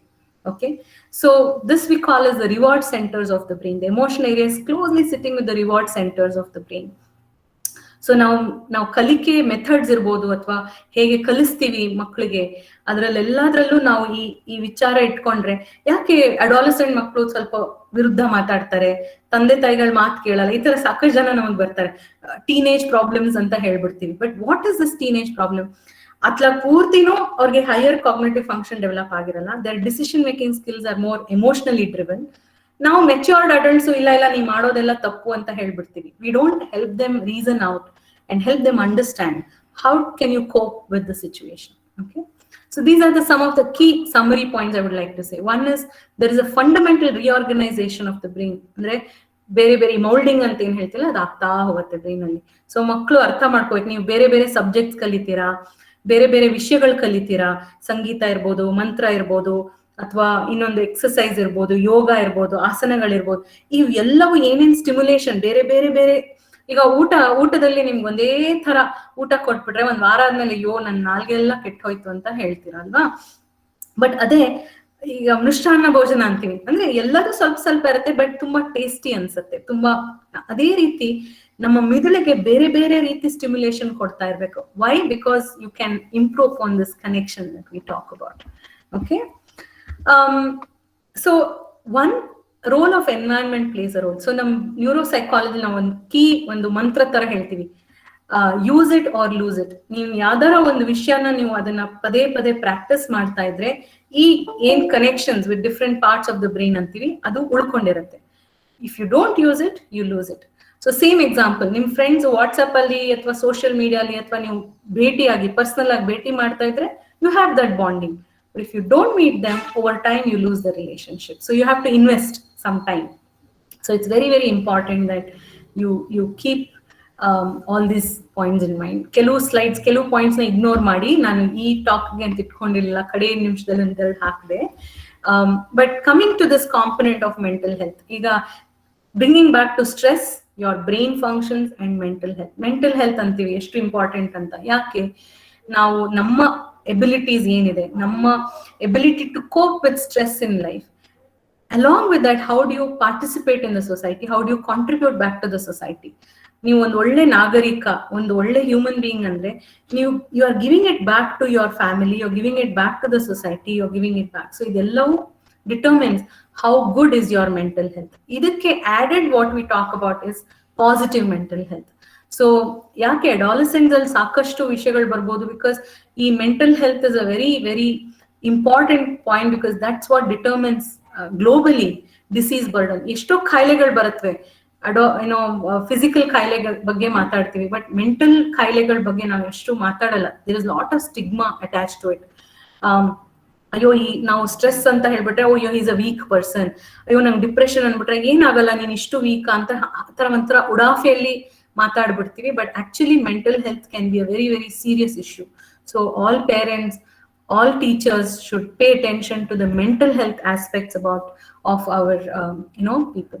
ಈ ಮೆಂಟಲ್ ಹೆಲ್ತ್ ಜೊತೆಗೆ ನಾವು ಇನ್ನೊಂದು ಕಾಂಪೊನೆಂಟ್ ವರ್ಲ್ಡ್ ಹೆಲ್ತ್ ಆರ್ಗನೈಸೇಷನ್ ಹೇಳುತ್ತೆ, ಅಥವಾ ನಾವು psychologist we use it quite a lot, called positive psychology. When you talk about mental health, mental illness, ಒಂದು percentage of population ಅಂತ ಇಟ್ಕೊಳ್ಳೋಣ. But when we say positive mental health, next 15 minutes or so I will talk about this. Okay, ಅದಕ್ಕೆ ನಾನು slides change ಮಾಡಲ್ಲ. I just want to speak on certain points about linking what current psychology talks about positive mental health and what we can actually gain immensely. ಎಷ್ಟು ಇದೆ ನಮ್ಮ tradition ಅಲ್ಲಿ, ನಮ್ಮ Indian psychology concepts ಅಲ್ಲಿ, which we can bring it to practice in our day-to-day life. And it's very simple. ಕೆಲವರು ನೀವು ಆಗ್ಲೇ ಮಾಡ್ತಾ ಇದ್ದೀರಾ, but I'm just going to highlight linking it to your brain function and how you can handle stress. Okay, to bring the flavor of how you can handle stress. So positive mental health, ಇದು ಏನು mental health ಅಂತ ಹೇಳಿದೆ, like you are able to do your optimum level of functioning and you give it back to society ಅಂತ. Positive mental health is how to improve. ಈಗ immune system ನ ಹೇಗೆ improve ಮಾಡ್ಕೊಳ್ಳೋದು ಅಂತ ಉದಾಹರಣೆ ಕೊಟ್ಟಂಗೆ, ಮೆಂಟಲ್ ಹೆಲ್ತ್ ಅಂದ್ರೆ ನಂಗೆ ಜ್ವರ ಬಂದಾಗ ನಾನು ಏನು ಔಷಧಿ ತಗೋಬೇಕು, ಹೇಗೆ ಹ್ಯಾಂಡಲ್ ಮಾಡ್ಲಿ ಓವರ್ ಆಲ್ ಅಂತ ಹೇಳ್ತೀನಿ. But when I'm saying I need to improve my positive mental health, it's like how can I go to gym and keep myself fit? Walking ಮಾಡಿ ನಾನು ಹೇಗೆ ಫಿಟ್ ಇರ್ಬೋದು, ಯೋಗಾಸನ ಮಾಡಿ ನಾನು ಹೇಗೆ ಫಿಟ್ ಇರ್ಬೋದು, so that ಏನಾರ ಒಂದು ತುಂಬಾ ಸ್ಟ್ರೆಸ್ಫುಲ್ ಸಿಚುವೇಶನ್ ಬಂದಾಗ which can challenge our psychological health, we are resilient. ಅಂದ್ರೆ ನಮ್ಗೆ ಅದನ್ನ ತಡ್ಕೊಳ್ಳೋ ಶಕ್ತಿ ನಮ್ಗೆ ಅದರಲ್ಲಿ ಇದೆ ಆಗ್ಲೇ. So we don't give it to such situations ಅಂತ. ಸೊ ಯಾವ್ದಾವ್ದು ಅದರಲ್ಲಿ ಮುಖ್ಯವಾಗಿ ಒಂದು, we say ability, one is resilience, what I said, to ability to bounce back even in adverse situation. ಇನ್ನೊಂದು empathy, ನಮ್ಮ ಎಮೋಷನ್ ರೆಗ್ಯುಲೇಷನ್. ಯಾವುದೇ ಸಿಚುವೇಶನ್ ಇರಲಿ ನಾನು ಅದನ್ನ ಮಾನಸಿಕ ಸಮತೋಲನ ಹೇಗೆ ಕಾಪಾಡ್ಕೋಬೇಕು. ಬ್ಯೂಟಿಫುಲ್ ಆಗಿ ನಮ್ಮ ಭಗವದ್ಗೀತೆಯಲ್ಲಿ ಅದ್ರ ಬಗ್ಗೆ ಎಷ್ಟು ಒಂಥರ ಜಿಸ್ಟ್ ಆಗಿ ಕೊಟ್ಬಿಟ್ಟಿದ್ದಾರೆ. 2ನೇ ಅಧ್ಯಾಯದಲ್ಲಿ 2ನೇ ಚಾಪ್ಟರ್ ಅಲ್ಲಿ ಧ್ಯಾಯತೋ ವಿಷಯಾನ್ ಪುಂಸಃ ಸಂಗಸ್ತೇಷು ಉಪಜಾಯತೆ ಸಂಗಾತ್ ಸಂಜಾಯತೆ ಕಾಮಃ ಕಾಮಾತ್ ಕ್ರೋಧೋ ವಿಜಾಯತೆ ಕ್ರೋಧಾತ್ ಭವತಿ ಸಮೂಹಃ ಸಮೂಹಾತ್ ಸ್ಮೃತಿ ವಿಭ್ರಮಃ ಸ್ಮೃತಿ ಭ್ರಂಶಾತ್ ಬುದ್ಧಿನಾಶೋ ಬುದ್ಧಿನಾಶಾತ್ ಪ್ರಣಶ್ಯತೆ. ಇಟ್ಸ್ ಲೈಕ್ ನಮ್ದ್ರಲ್ಲಿ ಎಷ್ಟು ಒಂಥರ ಇದಂತೀವಲ್ಲ, ಈ ಆಲ್ಗೋರಿದಮ್ಸ್ ಈ ಕಂಪ್ಯೂಟರ್ ಸೈನ್ಸ್ ನಲ್ಲಿ ಅಥವಾ ಈಗ ಕರೆಂಟ್ ಇಂಜಿನಿಯರಿಂಗ್ ಜಾರ್ಗನ್ಸ್ ಅಲ್ಲಿ ಯೂಸ್ ಮಾಡ್ತೀವಲ್ಲ, ಒಂಥರ ಕ್ರಿಪ್ಟಿಕ್ ಆಗಿ ಇಡೀ ಸಾರಾಂಶ ಬಂದ್ಬಿಡುತ್ತೆ. The entire psychological aspect of how we lose our mental balance. ಒಂದ್ರ ಬಗ್ಗೆ ಅತಿಯಾಗಿ ಅದ್ರ ಬಗ್ಗೆ ಮೋಹ, ಅತಿಯಾದ ಒಂದು ಇದು ಆಸೆಗಳು. So we lose our emotion regulation. Now you will be able to appreciate what I said earlier. Emotion ಬ್ರೈನ್ಗೆ ನಾವು ಜಾಸ್ತಿ ಪ್ರಾಮುಖ್ಯತೆ ಕೊಟ್ಟಷ್ಟು we are only reacting at an amygdala level. We are not helping our higher brain centers to take over. Hijacking ಆಗ್ತಾನೆ ಇರುತ್ತೆ. So you keep making mistakes, you keep making problems, and you can't help yourself to regulate your emotion. So ಅತಿ ಖುಷಿ ಅತಿ ದುಃಖ ಯಾವುದೂ ಇಲ್ಲ. So back to Bhagavad Gita of how to regulate, ಅಲ್ಲಿ ಎಷ್ಟು ಚಂದ ಇದರಲ್ಲಿ ಸ್ಥಿತಪ್ರಜ್ಞ ಹೇಗಿರ್ತಾನೆ ಅಂತ ಎಲ್ಲ ಡೀಟೇಲ್ ಆಗಿ ಆಗೋಗಿದೆ. ಇನ್ನು ಮುಖ್ಯವಾಗಿ a good level of our cognitive, emotional, social level of functioning, that's keeping in positive mental health. ಈಗ ಕಾಗ್ನಿಟಿವ್ ಹೆಲ್ತ್ ಅಂತ ಹೇಳ್ತೀವಿ, ಅದು ನಾವು ಚುರುಕಾಗಿರ್ಬೇಕು, ನಮ್ಮ ಚಾಕಚಕ್ಯತೆ ಇರ್ಬೇಕು. ನಾವ್ ಏನ್ ಕಲಿಯುವಾಗ, ಈಗೆಲ್ಲ ಮಕ್ಕಳು ನೀವೆಲ್ಲ ಕಲಿಯುವಾಗ ನಿಮ್ ಬ್ರೈನ್ ನ ಫಿಟ್ ಆಗಿ ಇಟ್ಕೋಬೇಕು ಅಂತ.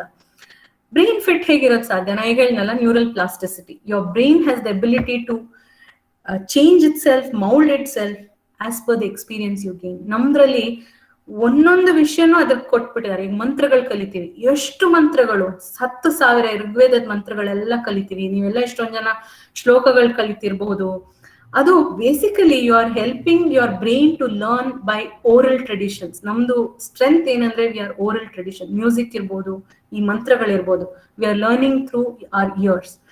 ಆ ಸ್ವರಗಳಿರ್ಬೋದು, ಉದಾತ್ತ ಅನುದಾತ್ತ ಸ್ವರಿತಗಳಿರ್ಬೋದು, ಎಲ್ಲಾನು ಇಟ್ಸ್ ಬೇಸಿಕಲಿ ಈಗ ರಿಸರ್ಚ್ ಸ್ಟಡೀಸ್ ಇವಾಗ ಮಾಡಿರೋದು ಇದೆ evidence that the memory area of our brain is enlarged. ಅಂದ್ರೆ ಅದು ದೊಡ್ಡದಿದೆ. ಕಲಿದೇ ಇರೋರ್ಗು ಕಲ್ತವ್ರಿಗೂ ಕಂಪೇರ್ ಮಾಡಿದಾಗ ಈ ಮಂತ್ರಗಳನ್ನ ಪಠನ ಮಾಡಿ ತುಂಬಾ ಅದನ್ನ ರಿಹರ್ಸ್ ಮಾಡಿರೋದಕ್ಕೆ memory area centres are far better compare to the ones who do not do it. ಅದು ಒಂದು. ಇನ್ನೊಂದು ಚುರುಕಾಗಿರ್ಬಹುದು, ಇನ್ನ ಕಲಿಬಹುದು. ಈಗ ಸಂಗೀತ, ಒಂದ್ 2 ಪಾಯಿಂಟ್ ಸಂಗೀತದ ಬಗ್ಗೆನೂ ಹೇಳ್ತೀನಿ. ನಮ್ಮ ಇಂಡಿಯನ್ ಟ್ರೆಡಿಷನ್, ಆಕ್ಚುಲಿ ನಮ್ಮ ಇಂಡಿಯನ್ ಕ್ಲಾಸಿಕಲ್ ಮ್ಯೂಸಿಕ್ ಏನಂತೀವಿ, ಅದರ ಮೂಲ ವೇದ ಅಂತ ಹೇಳ್ತೀವಿ, ಸಾಮವೇದ ಅಂತೀವಿ. ಅದರಿಂದಾನೇ ಬಂದಿರೋದು. Connected to that is an immense spiritual component. So ಈಗ ಮಂತ್ರಗಳಿರ್ಬೋದು, ಶ್ಲೋಕಗಳಿರ್ಬೋದು, ಅದರಲ್ಲಿ ಹಾಸು ಹೊಕ್ಕಾಗಿರೋದು spiritual aspect, higher spiritual aspect.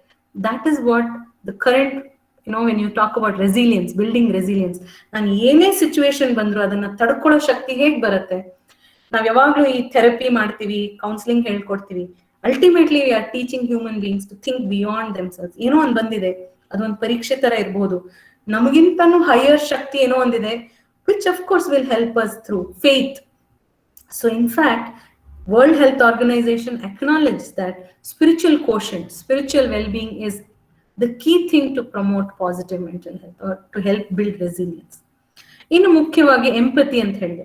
ಇನ್ನೊಬ್ಬರ ದುಃಖ, ಇನ್ನೊಬ್ಬರ ಒಂದು ಎಮೋಷನ್ಸ್ ನ ಅರ್ಥ ಮಾಡ್ಕೊಂಡು ನನ್ನ ಸ್ವಾರ್ಥ ಅಲ್ಲ, ಯಾವಾಗ್ಲೂ ಇನ್ನೊಬ್ಬರ ಒಳ್ಳೇದಕ್ಕೆ ಯೋಚನೆ ಮಾಡ್ತಾ ಇರ್ಬೇಕು ಅಂತ. Again coming back to our Indian traditions, ನಾವು ಎಷ್ಟೋ ಬೆಳಗ್ಗೆ ಎದ್ದ ತಕ್ಷಣ ಶ್ಲೋಕ ಕಲಿತೀವಿ, ಎಲ್ಲರಿಗೂ ಒಳ್ಳೇದಾಗ್ಲಿ. ಈಗ ಋಗ್ವೇದದ ಮೊದಲನೇ ಇದೇನು, ಆನೋ ಭದ್ರಾ ಕೃತವೋ ಎಂತು ವಿಶ್ವತಃ, ಎಲ್ಲಾ ಕಡೆಯಿಂದ ನನಗೆ ಒಳ್ಳೇದ್ ತಿಳಿಯಕ್ ಸಿಗ್ಲಿ, ಎಲ್ಲಾ ಕಡೆಯಿಂದ ನಂಗೆ ಒಳ್ಳೆ ವಿಚಾರಗಳು ಬರ್ಲಿ. ಹಾಗೇನೆ ನಾವು ಎಲ್ಲರಿಗೂ ಒಳ್ಳೇದಾಗ್ಲಿ ಅಂತ ನಮ್ಮ ಅಷ್ಟು ಶಾಂತಿ ಮಂತ್ರಗಳು ನೀವ್ ಏನ್ ಕಲಿತೀರಾ, ಒಂದು ರೋಟ್ ಆಗಿ ಕಲೀರಿ, ರೋಟ್ ಮೆಮರಿ ತರ. ನಾನು ಇದನ್ನ ಬಾಯ್ಪಾಠ ಮಾಡ್ಬೇಕು, ಈ ಮಂತ್ರಗಳು ಹೇಗಿದೆಯೋ ಹಾಗೆ ಹೇಳ್ಬೇಕು, ಕಲೀರಿ. ಭಗವದ್ಗೀತೆ ಕಲಿಬೇಕಾ, ಕಲೀರಿ. ಇನ್ಯಾವ್ದಾದ್ರು ಪುರಾಣಗಳು ಕಲಿಬೇಕಾ, ಕಲೀರಿ. ಬಟ್ ಒಂದು ಇಂಪಾರ್ಟೆಂಟ್ ನೆನ್ಪಿಟ್ಕೊಳ್ಳಿ, by rote memory you are not connecting it to the higher component. You just ಈಗ ಯಾವುದೇ ಸಬ್ಜೆಕ್ಟ್ ಕಲ್ತ್ರು ಅಷ್ಟೇ, ನಾವು ರೋಟ್ ಮೆಮರಿ ಕಲ್ತ್ರೆ ಕಲಿತೀವಿ, ನೆನ್ಪಿರತ್ತೆ, ಬಟ್ ಅದರ ತಿರುಳು ಏನಿದೆ ಅಲ್ಲ, ಆ ತಿರುಳನ್ನ ನೀವು ಮನನ ಮಾಡಿನೇ ಕಲಿಬೇಕು. ಸೊ ಇವಾಗ ಲಿಂಕಿಂಗ್ ಇಟ್ಟು ಈಗ ಯೋಗ ಸೂತ್ರದಲ್ಲಿ ಹೇಳಿದಾಗೆ ಮನನ ಧ್ಯಾನ ಬರ್ಲೇಬೇಕು ಅದು. So you have to rethink of what is the meaning of this. ಈಗ ನಾನು ಸುಮ್ನೆ ಮಂತ್ರ ಹೇಳ್ಬಿಡ್ತೀನಿ, ಶಾಂತಿ ಮಂತ್ರಗಳು ಹೇಳ್ಬಿಡ್ತೀನಿ, ಅದೇನು ಪ್ರಯೋಜನ ಇಲ್ಲ. ಆ ಮಂತ್ರಗಳನ್ನ ನೀವು ಸ್ವಲ್ಪ ದೊಡ್ಡವ್ರ ಆಗ್ತಾ ಈಗ ಒಂದ್ 10 ವರ್ಷ ಇರೋ ಮಕ್ಳಿಗೆ ನಾ ಹೇಳಲ್ಲ, ಬಟ್ ಒಂದ್ 15 ವರ್ಷ ಈ ತರ ಆದವ್ರಿಗೆ start discussing about what is the core meaning of it. ಎಲ್ಲದ್ರಲ್ಲೂ ಒಂದು ಪ್ಯಾಟರ್ನ್ ಸಿಗತ್ತೆ ನಿಮ್ಗೆ. ಪ್ರತಿಯೊಂದು ನಾವು ಮಾಡೋ, ಈಗ ಎದ್ದಾಗ ಸಂಧ್ಯಾ ವಂದನೆ ಮಾಡೋದ್ರಿಂದ ಹಿಡಿದು ನಾವು ಒಂದು ದೀಪ ಹಚ್ತೀವಿ ಅಥವಾ ರಂಗೋಲಿ ಹಾಕ್ತಿವಿ ಅಥವಾ ಇನ್ನೊಂದೇನೋ, ಪ್ರತಿಯೊಂದು ಟ್ರೆಡಿಷನ್ ಅಲ್ಲೂ you can link it back to your mental health, your brain health, your psychological health and spiritual health. It's all interconnected. So ಈಗ ಈ ಪಾಸಿಟಿವ್ ಮೆಂಟಲ್ ಹೆಲ್ತ್ ಅಲ್ಲಿ ಏನ್ ಹೇಳ್ತೀವಿ, one is resilience, there is empathy, good level of cognitive, emotional, social level of functioning. social empathy ಹೇಗ್ ಬರುತ್ತೆ, ಬರೀ ನಾನ್ ಸ್ವಾರ್ಥ ಇರ್ಕೂಡ್ದು, ಬೇರೆಯವ್ರಿಗೂ ಒಳ್ಳೇದಾಗ್ಲಿ ಅಂತ ನಾವ್ ಏನ್ ಯೋಚನೆ ಮಾಡ್ತೀವಲ್ಲ, this is again a higher cognitive function. V call it a social cognition, social realm of functioning of an individual. ಇನ್ನು ಮೈಂಡ್ಫುಲ್ನೆಸ್, ಈಗ ಎಲ್ಲಾ ಕಡೆ ಮೈಂಡ್ಫುಲ್ನೆಸ್, ವಿಪಾಶನ ಯೋಗ, ಯೋಗ ಅಂತೀವಿ. What is the key thing about mindfulness? ನಮ್ ಹಿಂದೂ ಟ್ರೆಡಿಷನಲ್ ಇರೋದ ಹಾಗೆ ಏನ್ ಬರ್ತಾ ಇದೆಯೋ ಅದನ್ನ ಸ್ವೀಕರಿಸುವಂತ ಒಂದು ಶಕ್ತಿ. ಏನ್ ನಡೀತಾ ಇದೆ ಅದ್ ಹಾಗೆ ನೋಡ್ತಾ ಇರೋದು, ನೀರ್ ಹರಿದ ಹಾಗೆ. ಸೊ ಈ ಎಕ್ಸರ್ಸೈಸಸ್ ಮಾಡಿಸ್ತಾರೆ ಬುದ್ಧಿಸ್ಟ್ ಟ್ರೆಡಿಷನ್ಸ್ ಅಲ್ಲಿ, ನದಿ ಹತ್ರ ಕೂತ್ಕೊಂಡು ನದಿ ಹರಿತಾ ಇರೋದು ಸುಮ್ಮನೆ ನೋಡ್ತಾ ಇರೋದು. So sometimes there could be stressful situations for us. If you can detach yourself from that and just observe what is happening, will be able to cope with it. So ಇದು ಒಂದು ಮುಖ್ಯವಾದ. ಆಮೇಲೆ ನಾನು ಹೇಳಿದೆ, ನನ್ನ ಸಂಗೀತದ ಬಗ್ಗೆನೂ ನಿಮ್ಗೆ ಇನ್ನೊಂದೆರಡು ವಿಷಯಗಳನ್ನ ಹೇಳ್ತೀನಿ ಅಂತ. ಯಾಕಂದ್ರೆ ಸಂಗೀತ, ಮಂತ್ರ ಇದೆಲ್ಲ ಒಂಥರ ಒಳಗೊಳಗೆ ಇಂಟರ್ ಕನೆಕ್ಟೆಡ್ ಇವೆ, ಆಯ್ತಾ. ಈಗ ಮಂತ್ರದಲ್ಲಿ ನಾವು ಸ್ವರಿತ, ಉದಾತ್ತ 3 ಸ್ವರಗಳು ಹೇಳ್ತೀವಿ. ಸಾಮವೇದದಲ್ಲಿ 5 ಸ್ವರ ಹೇಳ್ತೀವಿ. ಅದೇ ಮುಂದೆ ಬರ್ತಾ ಸಂಗೀತ ಆಯ್ತು 7 ಸ್ವರ ಬಂತು ಅಂತ ಹೇಳ್ತೀವಿ. ನಾವು ಈ ಸಂಗೀತದಲ್ಲಿ ಒಂದು it has all these component at a cognitive level. ಈಗ ಕಲಿಯೋರು, ಸಂಗೀತ ಕಲ್ತಿರೋರು, ಅವರ brain functions are quite different from those are not learn. ಯಾಕೆ? ಯಾವುದೇ ನಾವು ಸಂಗೀತ ಕಲಿಯುವಾಗ ಅದಕ್ಕೆ ಅಷ್ಟು ಶ್ರದ್ಧೆಯಿಂದ ಪ್ರಾಕ್ಟೀಸ್ ಮಾಡಿ ಮಾಡಿ ಮಾಡಿ ಒಂದ್ ಸ್ವರಗಳು ಹೇಳ್ಬೋದು, ಜತಿಗಳು ಹೇಳ್ಬೋದು, ಕಾಂಪೋಸಿಷನ್ಸ್ ಹೇಳ್ಬೋದು, ಒಂದ್ ಶ್ರದ್ಧೆ, ಒಂದು ಮೆಡಿಟೇಷನ್ ತರ ಮಾಡ್ತೀವಿ. Even meditators, those who meditate, their brain functions are quite different from those who do not meditate, even structurally, not just functionally. So ಈಗ ಸಂಗೀತದಲ್ಲೂ ಅಷ್ಟೇ ಅದೊಂದು ಪರಿಪೂರ್ಣ ಒಂದು ಎಕ್ಸಸೈಸ್ ಅಂತ ತಿಳ್ಕೊಬಹುದು. ಅದರಲ್ಲಿ ಕಾಗ್ನೇಟಿವ್ ಎಕ್ಸಸೈಸಸ್ ಇದೆ, ನಿಮ್ಮ ಹೈಯರ್ ಬ್ರೈನ್ ಫಂಕ್ಷನ್ಸ್ ಇಂಪ್ರೂವ್ ಮಾಡುತ್ತೆ. ಅದರಲ್ಲಿ ತಾಳ ಇದೆ, ಮೋಟಾರ್ ಫಂಕ್ಷನ್ಸ್ ನ ಇಂಪ್ರೂವ್ ಮಾಡುತ್ತೆ. ಲಿರಿಕ್ಸ್ ಇದೆ, ನಿಮ್ಮ ಲ್ಯಾಂಗ್ವೇಜ್ ಫಂಕ್ಷನ್ಸ್. ಮಕ್ಕಳಲ್ಲಿ ನಾವು ಹೇಳ್ತೀವಿ ಮಕ್ಕಳು ಸಂಗೀತ ಕಲಿಬೇಕು, ಅವ್ರಿಗೆ ಭಾಷೆ ಇಂಪ್ರೂವ್ ಆಗತ್ತೆ ಅಂತ.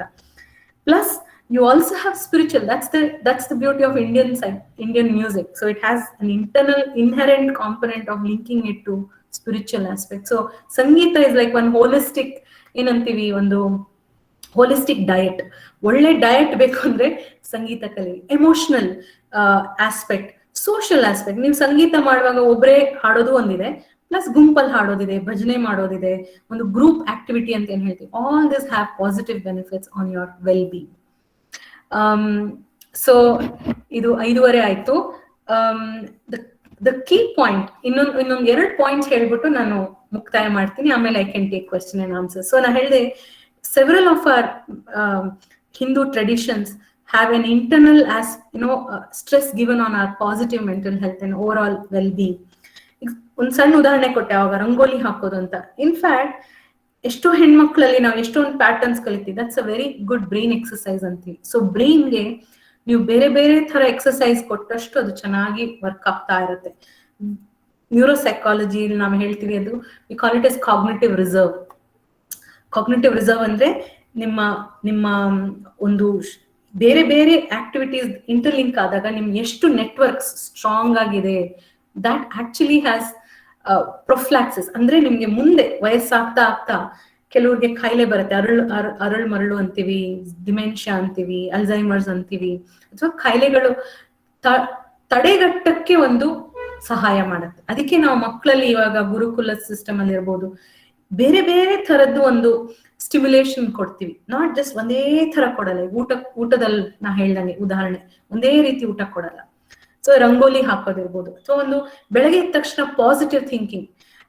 ಯಾವಾಗ್ಲೂ we keep saying think positive, think. So ಯಾವ್ದೋ ಒಂದು ಶ್ಲೋಕ ಹೇಳ್ಬೋದು, ಅದ್ರಲ್ಲಿ ಏನಿದೆ, ಭಕ್ತಿ ಇದೆ, ಫೇತ್ ಇದೆ, ಒಂದು ನನ್ನ ಸ್ವಂತಿಕೆಯನ್ನ ಬಿಟ್ಟು ಒಂದು ಹೈಯರ್ ನೀವು ದೇವ್ರಂತ ಕರಿಬಹುದು, ಸ್ಪಿರಿಚುವಲ್ ಅಂತ ಹೇಳ್ಬೋದು, ಕನೆಕ್ಟಿಂಗ್ ಟು ದ್ಯಾಟ್.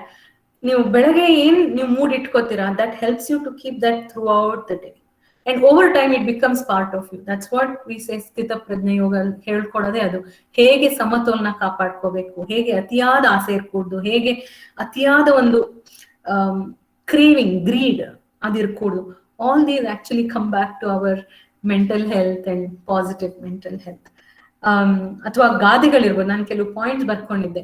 ನಮ್ ದೊಡ್ಡವ್ರು ಹಿರಿಯರೆಲ್ಲ ಗಾದೆಗಳು ಹೇಳ್ತಾರೆ. ಸೊ ಸಣ್ಣ like experiences of life given in an encapsulated form. ಒಂಥರ ಸೂತ್ರಗಳು ನಾವೇನು ಹೇಳ್ತೀವಲ್ಲ, ಸಂಸ್ಕೃತ ನಾವು ಗ್ರಾಮರ್ ಎಲ್ಲ ಕಲ್ತಾಗ ಸೂತ್ರಗಳು ಕಲಿತೀವಿ. ಸೊ ನಮ್ಮ ಇಂಡಿಯನ್ ಟ್ರೆಡಿಷನ್ಸ್ ಅಲ್ಲಿ ಈ ನಮ್ಮ ಪಾಸಿಟಿವ್ ಮೆಂಟಲ್ ಹೆಲ್ತ್ ಇದೆಲ್ಲ ಒಂಥರ ಪ್ರತಿಯೊಂದ್ರಲ್ಲೂ ಕೊಟ್ಬಿಟ್ಟಿದ್ದಾರೆ. ಅದಕ್ಕೆ ವೆಸ್ಟರ್ನ್ ಸೈಕಾಲಜಿಲಿ they have a history saying western psychology ಹೇಗೆ ಬೆಳ್ಕೊಂಬತ್ತು ಅಂತ. ಇಂಡಿಯನ್ ಸೈಕಾಲಜಿಲಿ we don't have something called as Indian psychology at all. It's Indian philosophy. ಫಿಲಾಸಫಿಲಿ psychology is part of it. ಮನಸ್ಸಿನ ಬಗ್ಗೆ ಅಧ್ಯಯನ, ಮನಸ್ಸು ಹೇಗೆ ಏನು ಅಂತ ಅಧ್ಯಯನ ಫಿಲಾಸಫಿಲೇ ಕೊಟ್ಬಿಟ್ಟಿದ್ದಾರೆ. ಅಥವಾ ಕಥೆಗಳು, ಪುರಾಣಗಳು, ಗಾದೆಗಳು, ನಮ್ಮ ಭಕ್ತಿ ಸಂಗೀತ ಶ್ಲೋಕಗಳು, ಎಲ್ಲದರಲ್ಲೂ ಪ್ರತಿಯೊಂದರಲ್ಲೂ ನಾವು ಕಲಿಯಕ್ ಹೋದ್ರೆ, ನಮ್ಮ ಜೀವನದಲ್ಲಿ ಅಳವಡಿಸ್ಕೊಂಡ್ರೆ ಈ ಸ್ಟ್ರೆಸ್, ಈ ಒತ್ತಡ, all this becomes very negligent. And of course it helps us lead a meaningful life. That's what ನಾವು ಕಡೆಯಲ್ಲಿ ನಾವು ಖುಷಿಯಿಂದ ಒಂದು ಸಂತೃಪ್ತಿ ಜೀವನ ಅಂತ ಏನ್ ಹೇಳ್ತೀವಲ್ಲ, I think that's what we should focus for. So ನಾನು ಒಂದೇ ಒಂದು ಮುಖ್ಯವಾಗಿ ಹೇಳಕ್ ಇಷ್ಟಪಡ್ತೀನಿ, ಯಾವುದೇ ನೀವು ಮಾಡ್ತಿರ್ಬೋದು, ಆಗ್ಲೇ ನೀವು ದಿನನಿತ್ಯದಲ್ಲಿ ಅಳವಡಿಸ್ಕೊಂಡಿರ್ಬೋದು. ಕೆಲವರು ಸಂಗೀತ ಕಲಿತಿರ್ಬೋದು, ಕೆಲವು ಮಂತ್ರಗಳು ಕಲಿತಿರ್ಬೋದು, ಈಗ ಉದಾಹರಣೆಗೆ ಸಂಧ್ಯಾ ವಂದನೆ ಕೆಲವು ಮೆಥಡ್ಸ್ ಇವೆ. We clean our system. ಸಂಧ್ಯಾ ವಂದನೆ ಏನು, ಬೆಳಗ್ಗೆ ಮಾಡ್ತೀವಿ, ಸಂಜೆ ಮಾಡ್ತೀವಿ. ಅವತ್ತಿನ ಮಾಡಿರೋ ಪಾಪಗಳನ್ನ ತೊಳಗ್ಸು, ಶುದ್ಧವಾಗಿ ನನ್ನ ಆತ್ಮ ಶುದ್ಧವಾಗಿರ್ಲಿ. What is this? These are impressions that we form. Let me have positive impressions on my mind. All this is again back to positive mental health. Okay. But the key thing is parents ಗಾಗ್ಲಿ ಮಕ್ಕಳಿಗಾಗ್ಲಿ ನೀವ್ ಏನೇ ಮಾಡಿ ಅದ್ರ ಬಗ್ಗೆ ಒಂಚೂರು ಆಳವಾಗಿ ಯೋಚನೆ ಮಾಡಿ. ಅದ್ರ ಮೀನಿಂಗ್ ಏನು, ಅದನ್ನ ನಾನು ಹೇಗೆ ಅದನ್ನ ಅರ್ಥ, ಬರೀ ಯಾರೋ ಹೇಳಿದ್ರು, ನಮ್ ಹಿರಿಯರು ಹೇಳಿದ್ರು ನಾನ್ ಮಾಡ್ಬೇಕು, ಒಂಥರ ರೋಟ್ ಮಾಡ್ಬಿಟ್ರೆ over time we lose the essence. ಈಗ ಹಂಗೆ ಆಗಿರೋದು ಎಷ್ಟೋ ಸಲ. ನಾನು ಬೆಳಗ್ಗೆ ಎದ್ದ ತಕ್ಷಣ ಸುಮ್ನೆ ಒಂಥರ ರೋಟ್ ಮೆಮರಿಲಿ ಒಂದ್ ಶ್ಲೋಕ ಹೇಳ್ಬಿಡೋದು ಬಾಯಲ್ಲಿ, ಅದಕ್ಕೆ ಮೀನಿಂಗ್ ಇಲ್ಲ, ಏನಿಲ್ಲ. ಅಥವಾ ಶಾಂತಿ ಮಂತ್ರ ಹೇಳ್ತಾ ಇನ್ನೊಬ್ಬನ್ ಬೈಕೊಂಡ್ ಶಾಂತಿ ಮಂತ್ರ ಹೇಳೋದು. This is really not the way. So if we have to keep our traditions to go forward, if we want to impress upon our younger generation, I think we have to look into the meaning, the essence, why we are doing what we are doing. So that's the key take home message. ನಾನು ಇಲ್ಲಿಗೆ ನಿಲ್ಲಿಸ್ತೀನಿ. 5:34 ಆಯ್ತು time. ನಾನು ಏನಾರ ಪ್ರಶ್ನೆಗಳಿದ್ರೆ ಇದಕ್ಕೆ ಉತ್ತರ ಕೊಡಕ್ಕೆ ಖುಷಿಯಾಗಿ ಹೇಳ್ತೀನಿ. Thank you. ಖಂಡಿತ ಧನ್ಯವಾದಗಳು ಡಾಕ್ಟರ್. ಯಾರಿಗಾರ ಪ್ರಶ್ನೆಗಳಿದ್ರೆ ದಯವಿಟ್ಟು ಕೈ ಎತ್ತಿದ್ರೆ ನಾವು ಅದನ್ನ ಅನ್ಮ್ಯೂಟ್ ಮಾಡಿ ಪ್ರಶ್ನೆಗಳನ್ನ ನೀವು ಕೇಳೋಂಗೆ ಮಾಡಿ.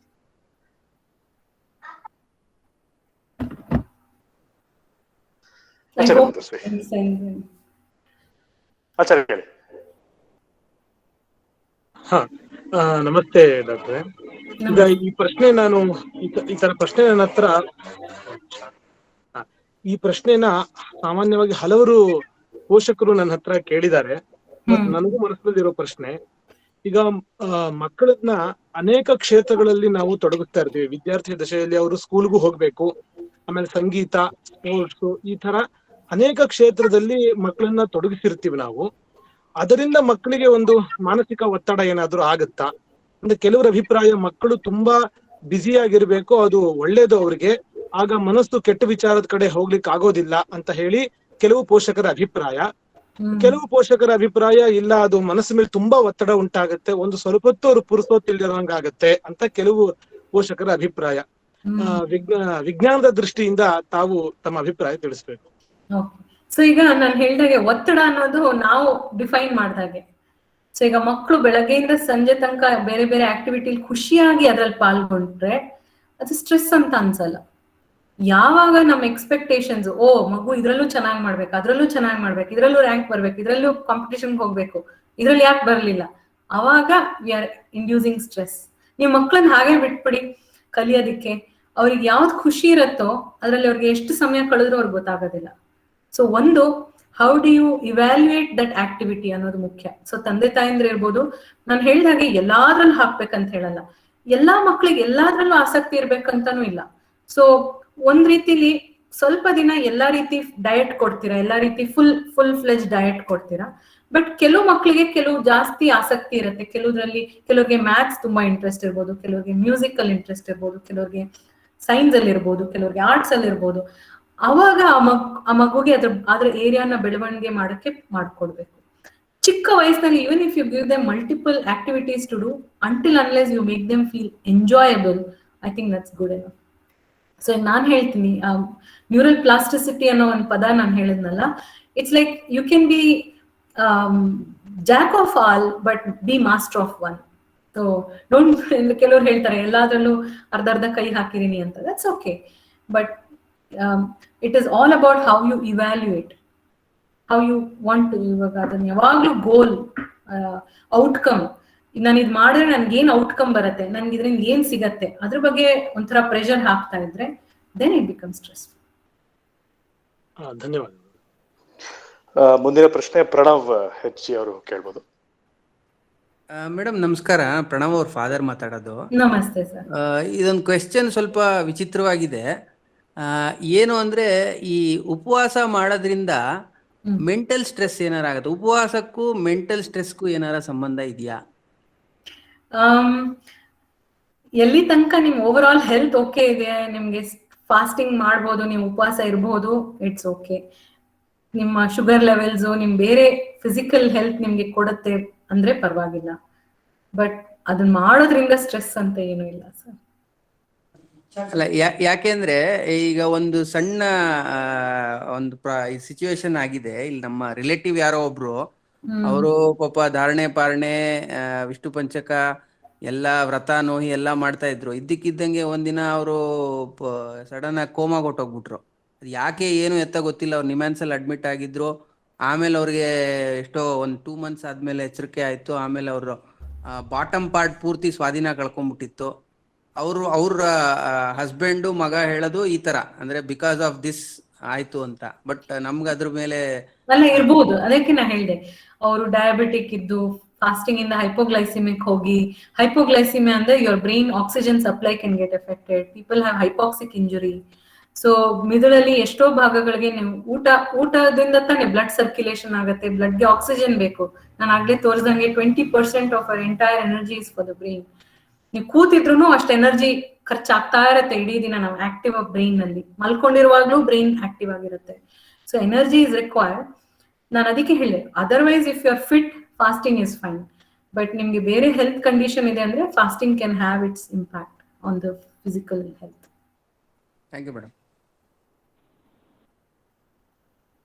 ಮೇಡಮ್, ಇನ್ನೊಂದು ಪ್ರಶ್ನೆ, ಇದು ಪೋಷಕರು ಕೇಳಿರುವಂತದ್ದು.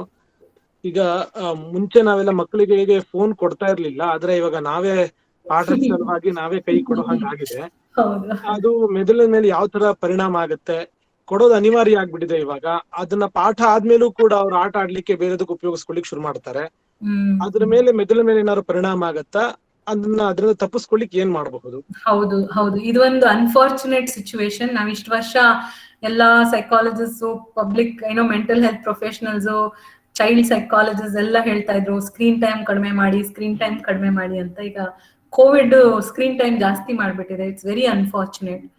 ಬಟ್ ಏನಂದ್ರೆ ಅದೇ ಪ್ರತಿ ಸ್ಕೂಲ್ಗಳು ಇದನ್ನ ಗಮನದಲ್ಲಿ ಇಟ್ಕೊಂಡು ಪಾಲಿಸಿ ಲೆವೆಲ್ ಅಲ್ಲೂ ನಿಮ್ ಹ್ಯಾಂಡ್ಸ್ ಥ್ರೂ ಪಾಲಿಸಿ ಲೆವೆಲ್ ಅಲ್ಲಿ ಎಷ್ಟು ಸಮಯ ಸ್ಕೂಲ್ ಅವ್ರು ಕೊಡ್ಬೋದು ಅಂತೆಲ್ಲ ಯೋಚನೆ ಮಾಡಿ ದಿನಕ್ಕೆ 2 ತಾಸ 3 ತಾಸ ಅಂತಾನು ಡಿಸೈಡ್ ಮಾಡ್ತಿದ್ದಾರೆ. ದೊಡ್ಡ ಮಕ್ಕಳಲ್ಲಿ, ಸಣ್ಣ ಮಕ್ಕಳಿಗೆ not more than an hour ಅಂತಾನು ಹೇಳ್ತಾರೆ.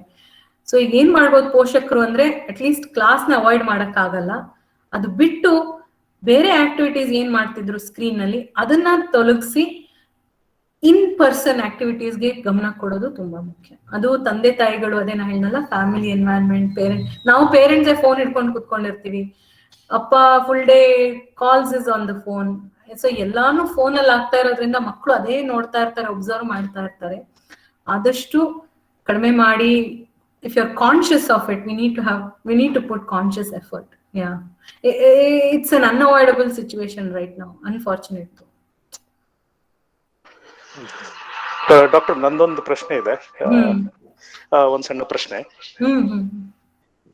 ಈಗ ನಾವು ಜಿಮ್ ಮಾಡಿ ಅಥವಾ ಯಾವುದೇ ಒಂದು ವ್ಯಾಯಾಮ ಮಾಡಿದಾಗ ನಮ್ಮ ಫಿಸಿಕಲ್ ಕಂಡೀಷನ್, ಅಂದ್ರೆ ಬಾಡಿ, ನಮ್ಮ ದೇಹದ ಫಿಸಿಕಲ್ ಕಂಡೀಷನ್ ಅನ್ನ ನಾವು ಅದರಿಂದ ಚೆಕ್ ಮಾಡ್ಕೋಬಹುದು. ಈಗ ತೂಕ ಚೆಕ್ ಮಾಡ್ಕೋಬಹುದು, ಇಷ್ಟು kg ಇರ್ಬೇಕು, ಅಥವಾ BMI ಅಂತ ಏನೋ ಬಂದಿದೆ, ಬಾಡಿ ಮಾಸ್ ಇಂಡೆಕ್ಸ್ ಇಷ್ಟಿರ್ಬೇಕು, ಅಥವಾ ನಮ್ಮ ಹೈಪರ್ ಟೆನ್ಷನ್ ಎಷ್ಟಿರ್ಬೇಕು, ಬ್ಲಡ್ ಲೆವೆಲ್ಸ್ ಎಷ್ಟಿರ್ಬೇಕು ಅಂತ ನಮಗೆ ರಿಸಲ್ಟ್ಸ್ ಗೊತ್ತಾಗುತ್ತೆ. ಈಗ ನಾವು ಮಾಡ್ತಿರೋದು ಮೆಂಟಲ್ ಹೆಲ್ತ್ಗೋಸ್ಕರ ಯಾವುದೋ ಒಂದು ಸಂಗೀತ ಆಗಿರ್ಬೋದು, ಅಥವಾ ಶ್ಲೋಕ ಆಗಿರ್ಬೋದು, ಅಥವಾ ಯಾವುದೇ ಒಂದು ಒಳ್ಳೆ ನಮ್ಮ ಹಿಂದೂ ಟ್ರೆಡಿಷನ್, ನಮ್ಮ ಭಾರತೀಯ ಸಂಸ್ಕೃತಿಯ ಪ್ರಕಾರ ನಾವು ಕೆಲವೊಂದನ್ನ ಗುರುಕುಲದ ಮೂಲಕ ನಾವು ಅಳವಡಿಸ್ಕೊಂಡಿದೀವಿ. ಅದರಿಂದ ನಮಗೆ ಒಳ್ಳೇದಾಗುತ್ತಾ ಇದೆ ಅನ್ನೋದು ಏನಾದ್ರೂ ಕ್ವಾಂಟಿಟೇಟಿವ್ ಆಗಿ, ಅಥವಾ ನಮಗೆ ಈ ಪರೀಕ್ಷೆಯ ಮೂಲಕ ಏನಾದ್ರೂ ಕಂಡುಹಿಡ್ಕೊಳಕ್ ಸಾಧ್ಯ ಇದೆಯಾ ಅಂತ? ಅದರಿಂದ ಸ್ಟ್ರೆಸ್ ಆಗ್ಬಾರ್ದು, ಆದ್ರೆ ರಿಸರ್ಚ್ ಅದ್ರಲ್ಲೂ ನಡೀತಾ ಇದೆಯಾ, ಅಥವಾ ನೀವು ಅದನ್ನು ಕೂಡ ನೀವು ಪರೀಕ್ಷೆ ಮಾಡಿ ಇಷ್ಟು ಇದ್ರಲ್ಲಿ ಇದ್ರೆ ಇಷ್ಟು ಒಳ್ಳೇದು ಅಂತ ಏನಾದ್ರು ಕಂಡುಕೊಂಡಿದ್ದೀರಾ? ರಿಸರ್ಚ್ ಮೂಲಕ ಏನಾದ್ರು ಕಂಡುಕೊಂಡಿದ್ದೀರಾ? ಬೇರೆ ಬೇರೆ ವಿಷಯದಲ್ಲಿ ರಿಸರ್ಚ್ ನಡೀತಾ ಇದೆ. ಈಗ ಉದಾಹರಣೆಗೆ ಓಂ ಚಾಂಟಿಂಗ್, ನಮ್ಗೆ ಎಲ್ಲಾ ಮಂತ್ರದಲ್ಲೂ ಓಂ ಇದೆ. ಎಷ್ಟೋ ಯೋಗಾಸನ ಮಾಡೋರಲ್ಲೂ ಓಂ ಚಾಂಟಿಂಗ್ ಇರುತ್ತೆ, ಸಂಗೀತದಲ್ಲೂ ಓಂ ಅಂತ ಹೇಳ್ತೀವಿ ಅಂತ. ಸೊ ಅದ್ರದ್ದು ಕೆಲವು ರಿಸರ್ಚ್ ಸ್ಟಡೀಸ್ ಮಾಡಿದ್ದಾರೆ, looking at Om chanting and its impact on the brain. So results show that amygdala ಅಂತ ನಾನು ಏನ್ ಹೇಳ್ದೆ ಅಲ್ಲ, emotional fight or flight response ಮಾಡೋ ಜಾಗ, it shows that it is deactivating it, because om helodrinda it is activating the vagus nerve and then calming down the amygdala activity and balancing the prefrontal activity. That's the higher cognitive functions. adon ಮಾಡ್ತಿದ್ದಾರೆ. ಅಥವಾ ಮೆಡಿಟೇಟರ್ಸ್, actually ಸಾಕಷ್ಟು work US ಅಲ್ಲಿ ನಡೀತಾ ಇದೆ, ಇಂಡಿಯಾಲೂ ಕೆಲವು ಮಾಡ್ತಾ ಇದ್ದಾರೆ, ಇನ್ನೂ ಸಾಕಷ್ಟು ಮಾಡ್ಲಿಕ್ಕಿದೆ ಆನ್ ಈಗ ಬುದ್ಧಿಸ್ಟ್ ಮೆಡಿಟೇಟರ್ಸ್, ಬೇರೆ ಬೇರೆ ಮೈಂಡ್ಫುಲ್ನೆಸ್ ಮೆಡಿಟೇಷನ್, ನಾವು ವಿಪಾಶನ ಅಂತ ಏನ್ ಹೇಳ್ತೀವಿ ಆ ಮೆಡಿಟೇಷನ್ ಅದೆಲ್ಲ ನೋಡ್ತಾ ಇದ್ದಾರೆ. So highly train meditators seem to have better emotion regulation, different brain activation, both electrical activity and structural and functional activity ಇದೆಲ್ಲ ನೋಡ್ತಾ ಇದ್ದಾರೆ. ಬಟ್ ರೊಟೀನ್ ಆಗಿ ಅದಕ್ಕೆ ಹುಡ್ಕೋಬೇಕು ಅಂದ್ರೆ it is only through our own experience and over all mental. ಧನ್ಯವಾದ doctor. ಇನ್ನೊಂದು ಸಣ್ಣ ಪ್ರಶ್ನೆ ಇದೆ. ನಾವು ಸಾಮಾನ್ಯ ವ್ಯಕ್ತಿಯಾಗಿ ಅಂದ್ರೆ ನಾವು ಸಾಮಾನ್ಯರಾಗಿ ಅಂದ್ರೆ ಪೋಷಕರಾಗಿ, ಈಗ ನಮ್ಮ ಮನೆಯಲ್ಲೂ ಮಕ್ಕಳಿದ್ದಾರೆ, ನಮ್ಮ ಆಸ್ಪಾಸಿನ ಮಕ್ಕಳಿದ್ದಾರೆ, ಕಾಳಜಿ ಮಾಡುವಂತ ಒಂದು ವಾತಾವರಣ ನಾವು ಶುರು ಮಾಡ್ಬೇಕು ಅಂತಿದ್ರೆ, ಅಂದ್ರೆ ಈ ಮಾನಸಿಕ ಅಂದ್ರೆ ಮೆಂಟಲ್ ಹೆಲ್ತ್ ಅಂತ ನೀವೇನ್ ಹೇಳಿದ್ರಿ ಅದ್ರ ಬಗ್ಗೆ, ಅಥವಾ ನಮ್ಮ ಗುರುಕುಲದ ಮಕ್ಕಳದೇ ಇರ್ಬೋದು. ಈಗ ಬೆಳೀತಾ ಇರೋ ಮಕ್ಕಳಿಗೆ ವಯಸ್ಸಿನ ಮೂಲಕ ಅವ್ರಿಗೆ ಮನಸ್ಸಿನ ಮೇಲೆ ಮತ್ತೆ ಮೆದುಳಿನ ಮೇಲೆ ಪರಿಣಾಮ ಆಗುತ್ತೆ, ಅದು ಚೇಂಜ್ ಆಗುತ್ತೆ ಅಂತಾನು ಹೇಳಿದ್ರಿ. ಅದರಿಂದ ಕೆಲವೊಂದು ಎಷ್ಟೊಂದು ದೇಹದಲ್ಲೂ ಮತ್ತೆ ಅವ್ರು ಯೋಚನೆ ಮಾಡೋದ್ರಲ್ಲೂ ಅಥವಾ ಅವರು ಆಕ್ಷನ್ ಅಂತ ನಾವೇನ್ ಹೇಳ್ತೀವಿ, ಅವ್ರು ಏನ್ ಕೆಲಸ ಮಾಡ್ತಾರೆ ಅದ್ರ ಮೇಲೂ ಪರಿಣಾಮ ಆಗತ್ತೆ. ಅದನ್ನ ನಾವು ನಮ್ಮದೇ ಆದಂತಹ ಅಥವಾ ಟ್ರೈನಿಂಗ್ ಮೂಲಕ ನಾವೇನಾದ್ರೂ ಅದನ್ನ ಗಮನದಲ್ಲಿ ಇಟ್ಕೊಂಡು ಅಥವಾ ಅವ್ರಿಗೆ ಕೋಚಿಂಗ್ ಅಂತ ಕೊಡೋದಾಗ್ಲಿ, ಏನಾದ್ರೂ ಸ್ಟ್ರಕ್ಚರಲ್ ಪ್ರೋಗ್ರಾಮ್ ಅಂದ್ರೆ ನಾವು ಈ ಟ್ರೈನಿಂಗ್ ಮಾಡಿದ್ರೆ ನಾವು ಒಂದು 10 ಜನ ಹುಡುಗರಿಗೆ ನಾವು ಅದು ನಮ್ಮದೇ ಒಂದು PhD ಡಾಕ್ಟರ್ ಆಗದೆ ಇರೋದ್ರು ನಮಗೆ ತುಂಬಾ ದೂರ ಆಯ್ತು. ಅದು ನಮ್ಗೆ ಸಣ್ಣದಾಗಿ ನಮ್ಮದೇ ಆದಂತಹ ಒಂದು ವಾಲಂಟಿಯರ್ಸ್ ಆಗಿ ಇದನ್ನ ಮಾಡ್ಬೇಕು, ಇದನ್ನ ಮಾಡಬಾರ್ದು, ಹೀಗ್ ಮಾಡಿ ಅಂತ ಏನಾದ್ರೂ ಒಂದು ಪ್ರೋಗ್ರಾಮ್ ಅಥವಾ ಏನಾದ್ರೂ ಇದೆಯಾ ಅಂತ. ಯಾಕಂದ್ರೆ ಮಕ್ಕಳು ತುಂಬಾ ಜನ ಇದ್ದಾರೆ, ನಮ್ಮ ಗುರುಕುಲದಲ್ಲಿ ಇದ್ದಾರೆ, ನಮ್ಮ ಆಸ್ಪಾಸಲ್ಲಿ ಇದ್ದಾರೆ, ಮನೇಲಿ ಇದ್ದಾರೆ. ಹಾಗಾಗಿ ಆ ದೃಷ್ಟಿಯಿಂದ ಕೇಳ್ತಾ ಇದ್ದೀನಿ. ಸೊ ನಿಮ್ ಪ್ರಶ್ನೆ ನಂಗೆ ಅರ್ಥ ಆಗಿದೆ ಅಂದ್ರೆ you're asking if there's any module to be given? ಇಲ್ಲ, ಈಗ ನೀವು ಹೇಗೆ ಹೇಳಿದ್ರಿ ಥೆರಪಿ ಥೆರಪಿ ಅಂತ ನಾವೇನ್ ಹೇಳ್ತೀವಲ್ಲ, ಕ್ಲಿನಿಕಲ್ ಬಂದಾಗ it becomes the other spectrum. ಈಗ ಒಂದು ನಾರ್ಮಲ್ ಡಿಸ್ಟ್ರಿಬ್ಯೂಷನ್ ಅಂತ ತಗೊಂಡ್ರೆ ಕ್ಲಿನಿಕಲ್ ಆಸ್ಪೆಕ್ಟ್ ಪೇಷಂಟ್ಸ್ ಬೇರೆ ಆಗೋಗುತ್ತೆ. So the evaluation, the intervention ಎಲ್ಲಾನು ನಾವು ಬೇರೆ ರೀತಿನೇ ಅಪ್ರೋಚ್ ಮಾಡ್ತೀವಿ.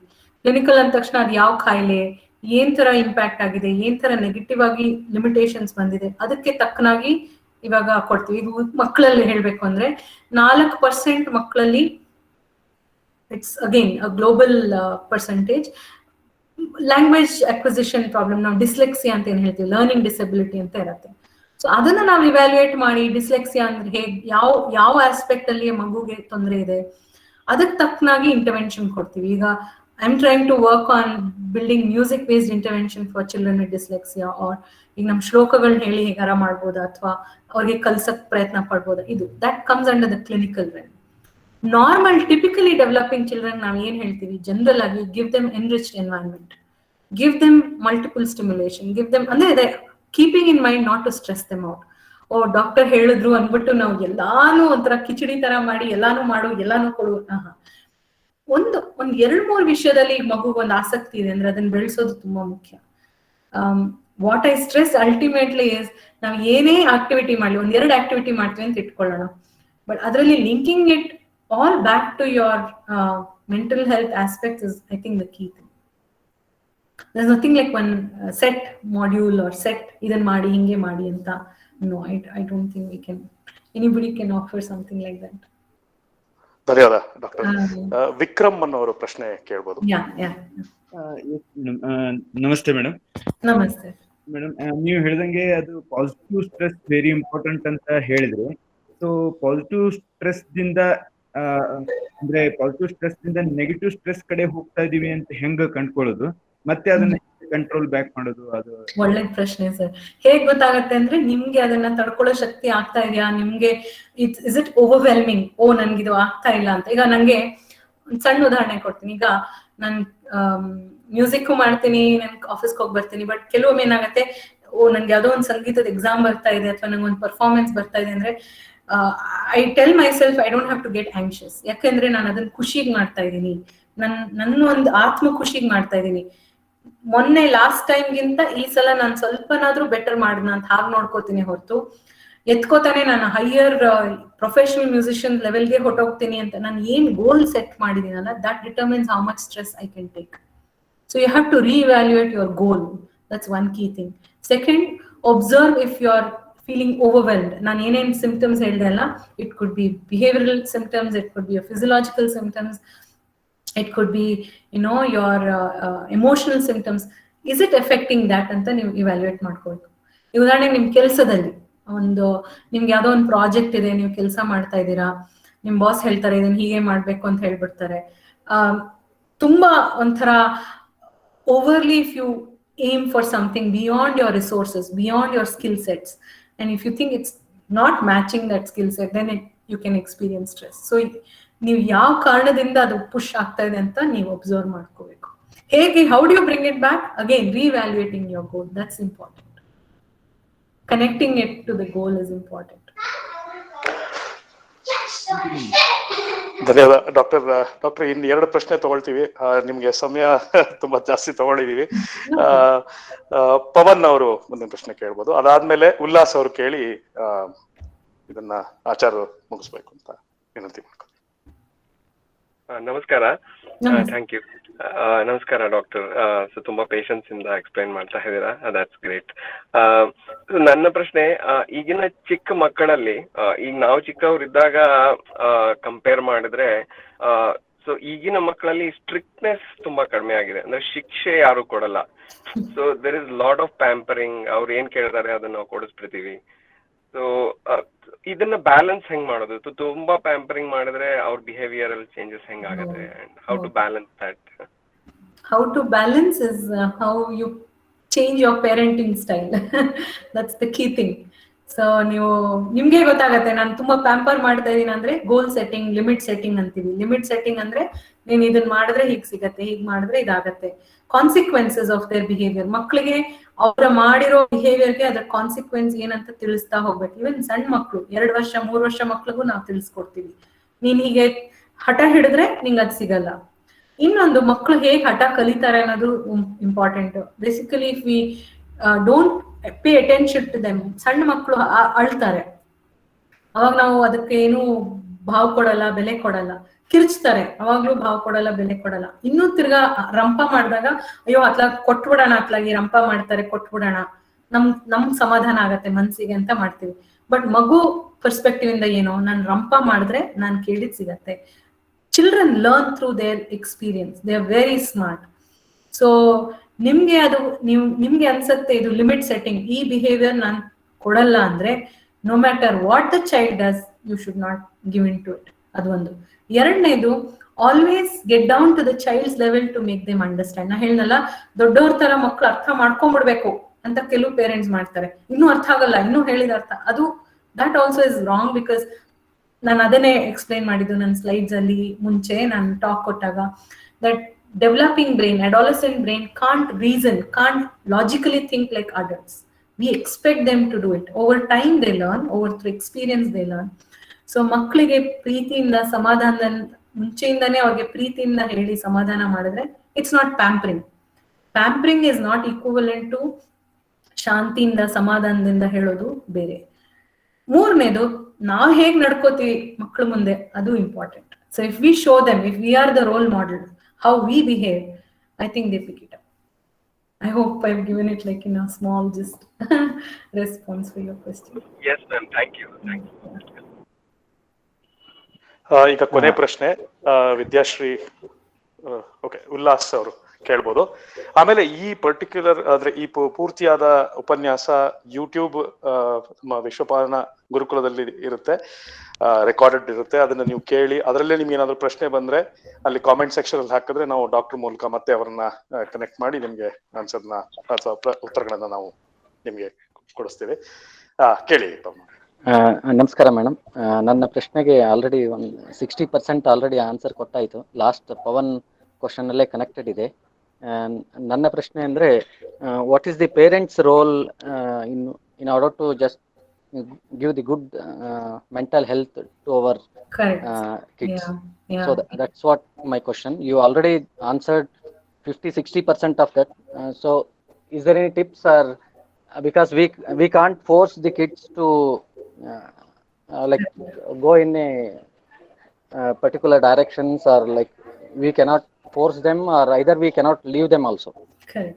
So what is the role for the parents in order to go give the good health for the kids? Correct sir. ಮಕ್ಕಳಲ್ಲಿ ನೀವು ಅಬ್ಸರ್ವ್ ಮಾಡಿದ್ರೆ ನಂಗ್ ಮಾತ್ರ ಮಾಡು ಅಂತಾರೆ, ಅವ್ರು ಮಾತ್ರ ಮಾಡಲ್ಲ. ನಂಗೆ ಎಕ್ಸರ್ಸೈಸ್ಗೆ ಹೋಗು ಅಂತಾರೆ, ಅವ್ರೇನು ಮಾಡಲ್ಲ. ಈ ತರ ಆರ್ಗ್ಯೂ ಮಾಡ್ತಾರೆ ಅಡಾಲಸೆಂಟ್ ಮಕ್ಕಳು especially. So the best way is what you do, how you follow. ಯಾಕೆಂದ್ರೆ ಇಂಪ್ಲಿಸಿಟ್ ಲರ್ನಿಂಗ್ ಅಂತೀವಿ ಮಕ್ಕಳಲ್ಲಿ, ದೊಡ್ಡವರಲ್ಲೂ we learn through observing others, we learn through experiences of others. So implicit learning is a key thing. So ನಾನ್ ಹೇಳೋದಿಷ್ಟೇ, ದೊಡ್ಡವರು if ಹೇಳಲ್ಲ, don't ಯಾವಾಗ್ಲೂ ಮಕ್ಕಳಲ್ಲಿ ಸುಮ್ನೆ ನಾನು ಹೇಳ್ತೀನಿ ನೀನ್ ಮಾಡು, ನಾನು ಹಿಂಗ್ ನಮ್ ದೊಡ್ಡವ್ರು ಹೇಳಿದಾರೆ ಹೀಗ್ ಮಾಡು ಅಂತಂದ್ರೆ you are not convincing them. ಈಗಿನ ಕಾಲದ ಮಕ್ಕಳಿಗೆ especially they need to reason it out and we have to allow them. Actually ಈ ಮೆಕಾಲೆದು ಬ್ರಿಟಿಷ್ ಎಜುಕೇಶನ್ ಸಿಸ್ಟಮ್ ಅಲ್ಲಿ ಟೀಚರ್ ಹೇಳ್ತೀನಿ ಶಿಷ್ಯ ಕೇಳು ಅನ್ನೋ ತರ ಒಂದ್ ಬಂದ್ಬಿಟ್ಟಿದೆ. ಬಟ್ ನೀವು ಮುಂಚಿನ ಗುರುಕುಲ ಸಿಸ್ಟಮ್ ಆಕ್ಚುಲಿ ನೋಡಿದ್ರೆ ನಮ್ಮ ಪುರಾಣಗಳಲ್ಲಿ, ಕಥೆಗಳಲ್ಲಿ ಶಿಷ್ಯ ಪ್ರಶ್ನೆ ಕೇಳ್ಬೇಕು, ಗುರುಗಳು ಆನ್ಸರ್ ಮಾಡ್ಬೇಕು, ಅದೇ ಇದ್ದಿದ್ದು. ಶಿಷ್ಯನ್ಗೆ ಥಿಂಕ್ ಮಾಡಕ್ಕೆ, ಯೋಚನೆ ಮಾಡಕ್ಕೆ ಯಾವಾಗ್ಲೂ ಗುರುಗಳು ಉತ್ತರ ಕೊಡ್ಬೇಕು ಅಂತಿಲ್ಲ, but the Guru will give the guidance. ನೀ ಹಿಂಗ್ ನೋಡು, ಈ ದಿಕ್ಕಿನಲ್ಲಿ ನೋಡು ಅಂತ ಕೂಡ ಹೇಳ್ತಾರೆ. That's why Guru is the one who guides ಅಂತ. ಉಪನ್ಯಾಸಕರಲ್ಲ. ಸುಮ್ನೆ ಉಪನ್ಯಾಸ ಅಂದ್ರೆ ನಿನ್ ನಾಲೆಡ್ಜ್ ಕೊಡ್ತಾ ಹೋಗೋದು ಇನ್ ಫ್ಯಾಕ್ಚುಯಲ್ ಇನ್ಫಾರ್ಮೇಶನ್. ಬಟ್ ನಾವು ತಂದೆ ತಾಯಿಯಾಗಿ we have to be the guidepost. ನಾವ್ ಏನ್ ಫಾಲೋ ಮಾಡ್ತೀವಿ, ನೀವ್ ಹೇಗೆ ನಿಮ್ಮ ಸ್ಟ್ರೆಸ್ಫುಲ್ ಸಿಚುವೇಶನ್ ಹ್ಯಾಂಡಲ್ ಮಾಡ್ತೀರಾ. ನಿಮ್ಮ ಆಫೀಸಲ್ಲಿ ಏನೋ ಸ್ಟ್ರೆಸ್ ಆಯ್ತು, ಊಟ ಮಾಡೋ ಟೈಮಲ್ಲಿ ಸಿಟ್ ಮಾಡ್ಬಿಟ್ಟು ಕೂಗ್ಬಿಡೋದು, ಅಥವಾ ಇನ್ನೊಬ್ರ ಮೇಲೆ ಕಿರ್ಚಾಡ್ಬಿಡೋದು, ಅಥವಾ ಇನ್ನೊಂದೇನೋ ಫ್ರಸ್ಟ್ರೇಷನ್ ತಂದು ಇಲ್ಲಿ ಹಾಕೋದು. Children also learn the same coping behaviour. ಓ ಹಿಂಗ್ ಮಾಡಿದ್ರೆ this is how I have to behave ಅಂತ. So I think I thought over ಈ ಟಾಕ್ ಬಗ್ಗೆ ನಂಗೆ ಕೇಳಿದಾಗೆಲ್ಲ I thought over I should highlight our traditions. ಈಗ ಊಟ ಮಾಡುವಾಗ ಒಳ್ಳೆ ಧ್ಯಾನ ಮಾಡೋದು, ಒಳ್ಳೆ ವಿಚಾರ ಮಾಡೋದು, ಒಳ್ಳೆ ವಿಚಾರದ ಬಗ್ಗೆ ಯಾವಾಗ್ಲೂ ಮಾತಾಡೋದು. ನಾವು ಮನೆ ವಾತಾವರಣ ಈ ತರ ಕ್ರಿಯೇಟ್ ಮಾಡ್ಬಿಟ್ರೆ automatically the positive vibes will not go anywhere. ಒಂಥರ ಬೀಜ ಬಿತ್ತದಂಗೆ, ಅದೆಲ್ಲೂ ಹೋಗಲ್ಲ, ಆಮೇಲೆ ಆದ್ರೂ ಬರುತ್ತೆ. ಕೆಲವು ಸಲ ಮಕ್ಕಳು ನಾವು ಎಲ್ಲಾರು ಒಂಚೂರು ದಾರಿ ತಪ್ಕೊಂಡು ವಾಪಸ್ ಬರ್ತೀವಿ. ಆ ಮೂಲ ಕೊಟ್ಬಿಟ್ಟಿದ್ರೆ, ಆ ಬುಡ ಒಳಗ್ ಹೊಟ್ಟೋಗಿದ್ರೆ, ಸ್ವಲ್ಪ ಗಿಡ ಏರುಪೇರಿದ್ರೇನು ಪರವಾಗಿಲ್ಲ, then it will get back to its roots. That's what I believe in. Thanks madam. Thank you. Thank you madam. Acharya, ನೀವು ಈಗ ಮುಕ್ತಾಯಗೊಳಿಸಬಹುದು ಸಮರ್ಪಣೆ ಮೂಲಕ.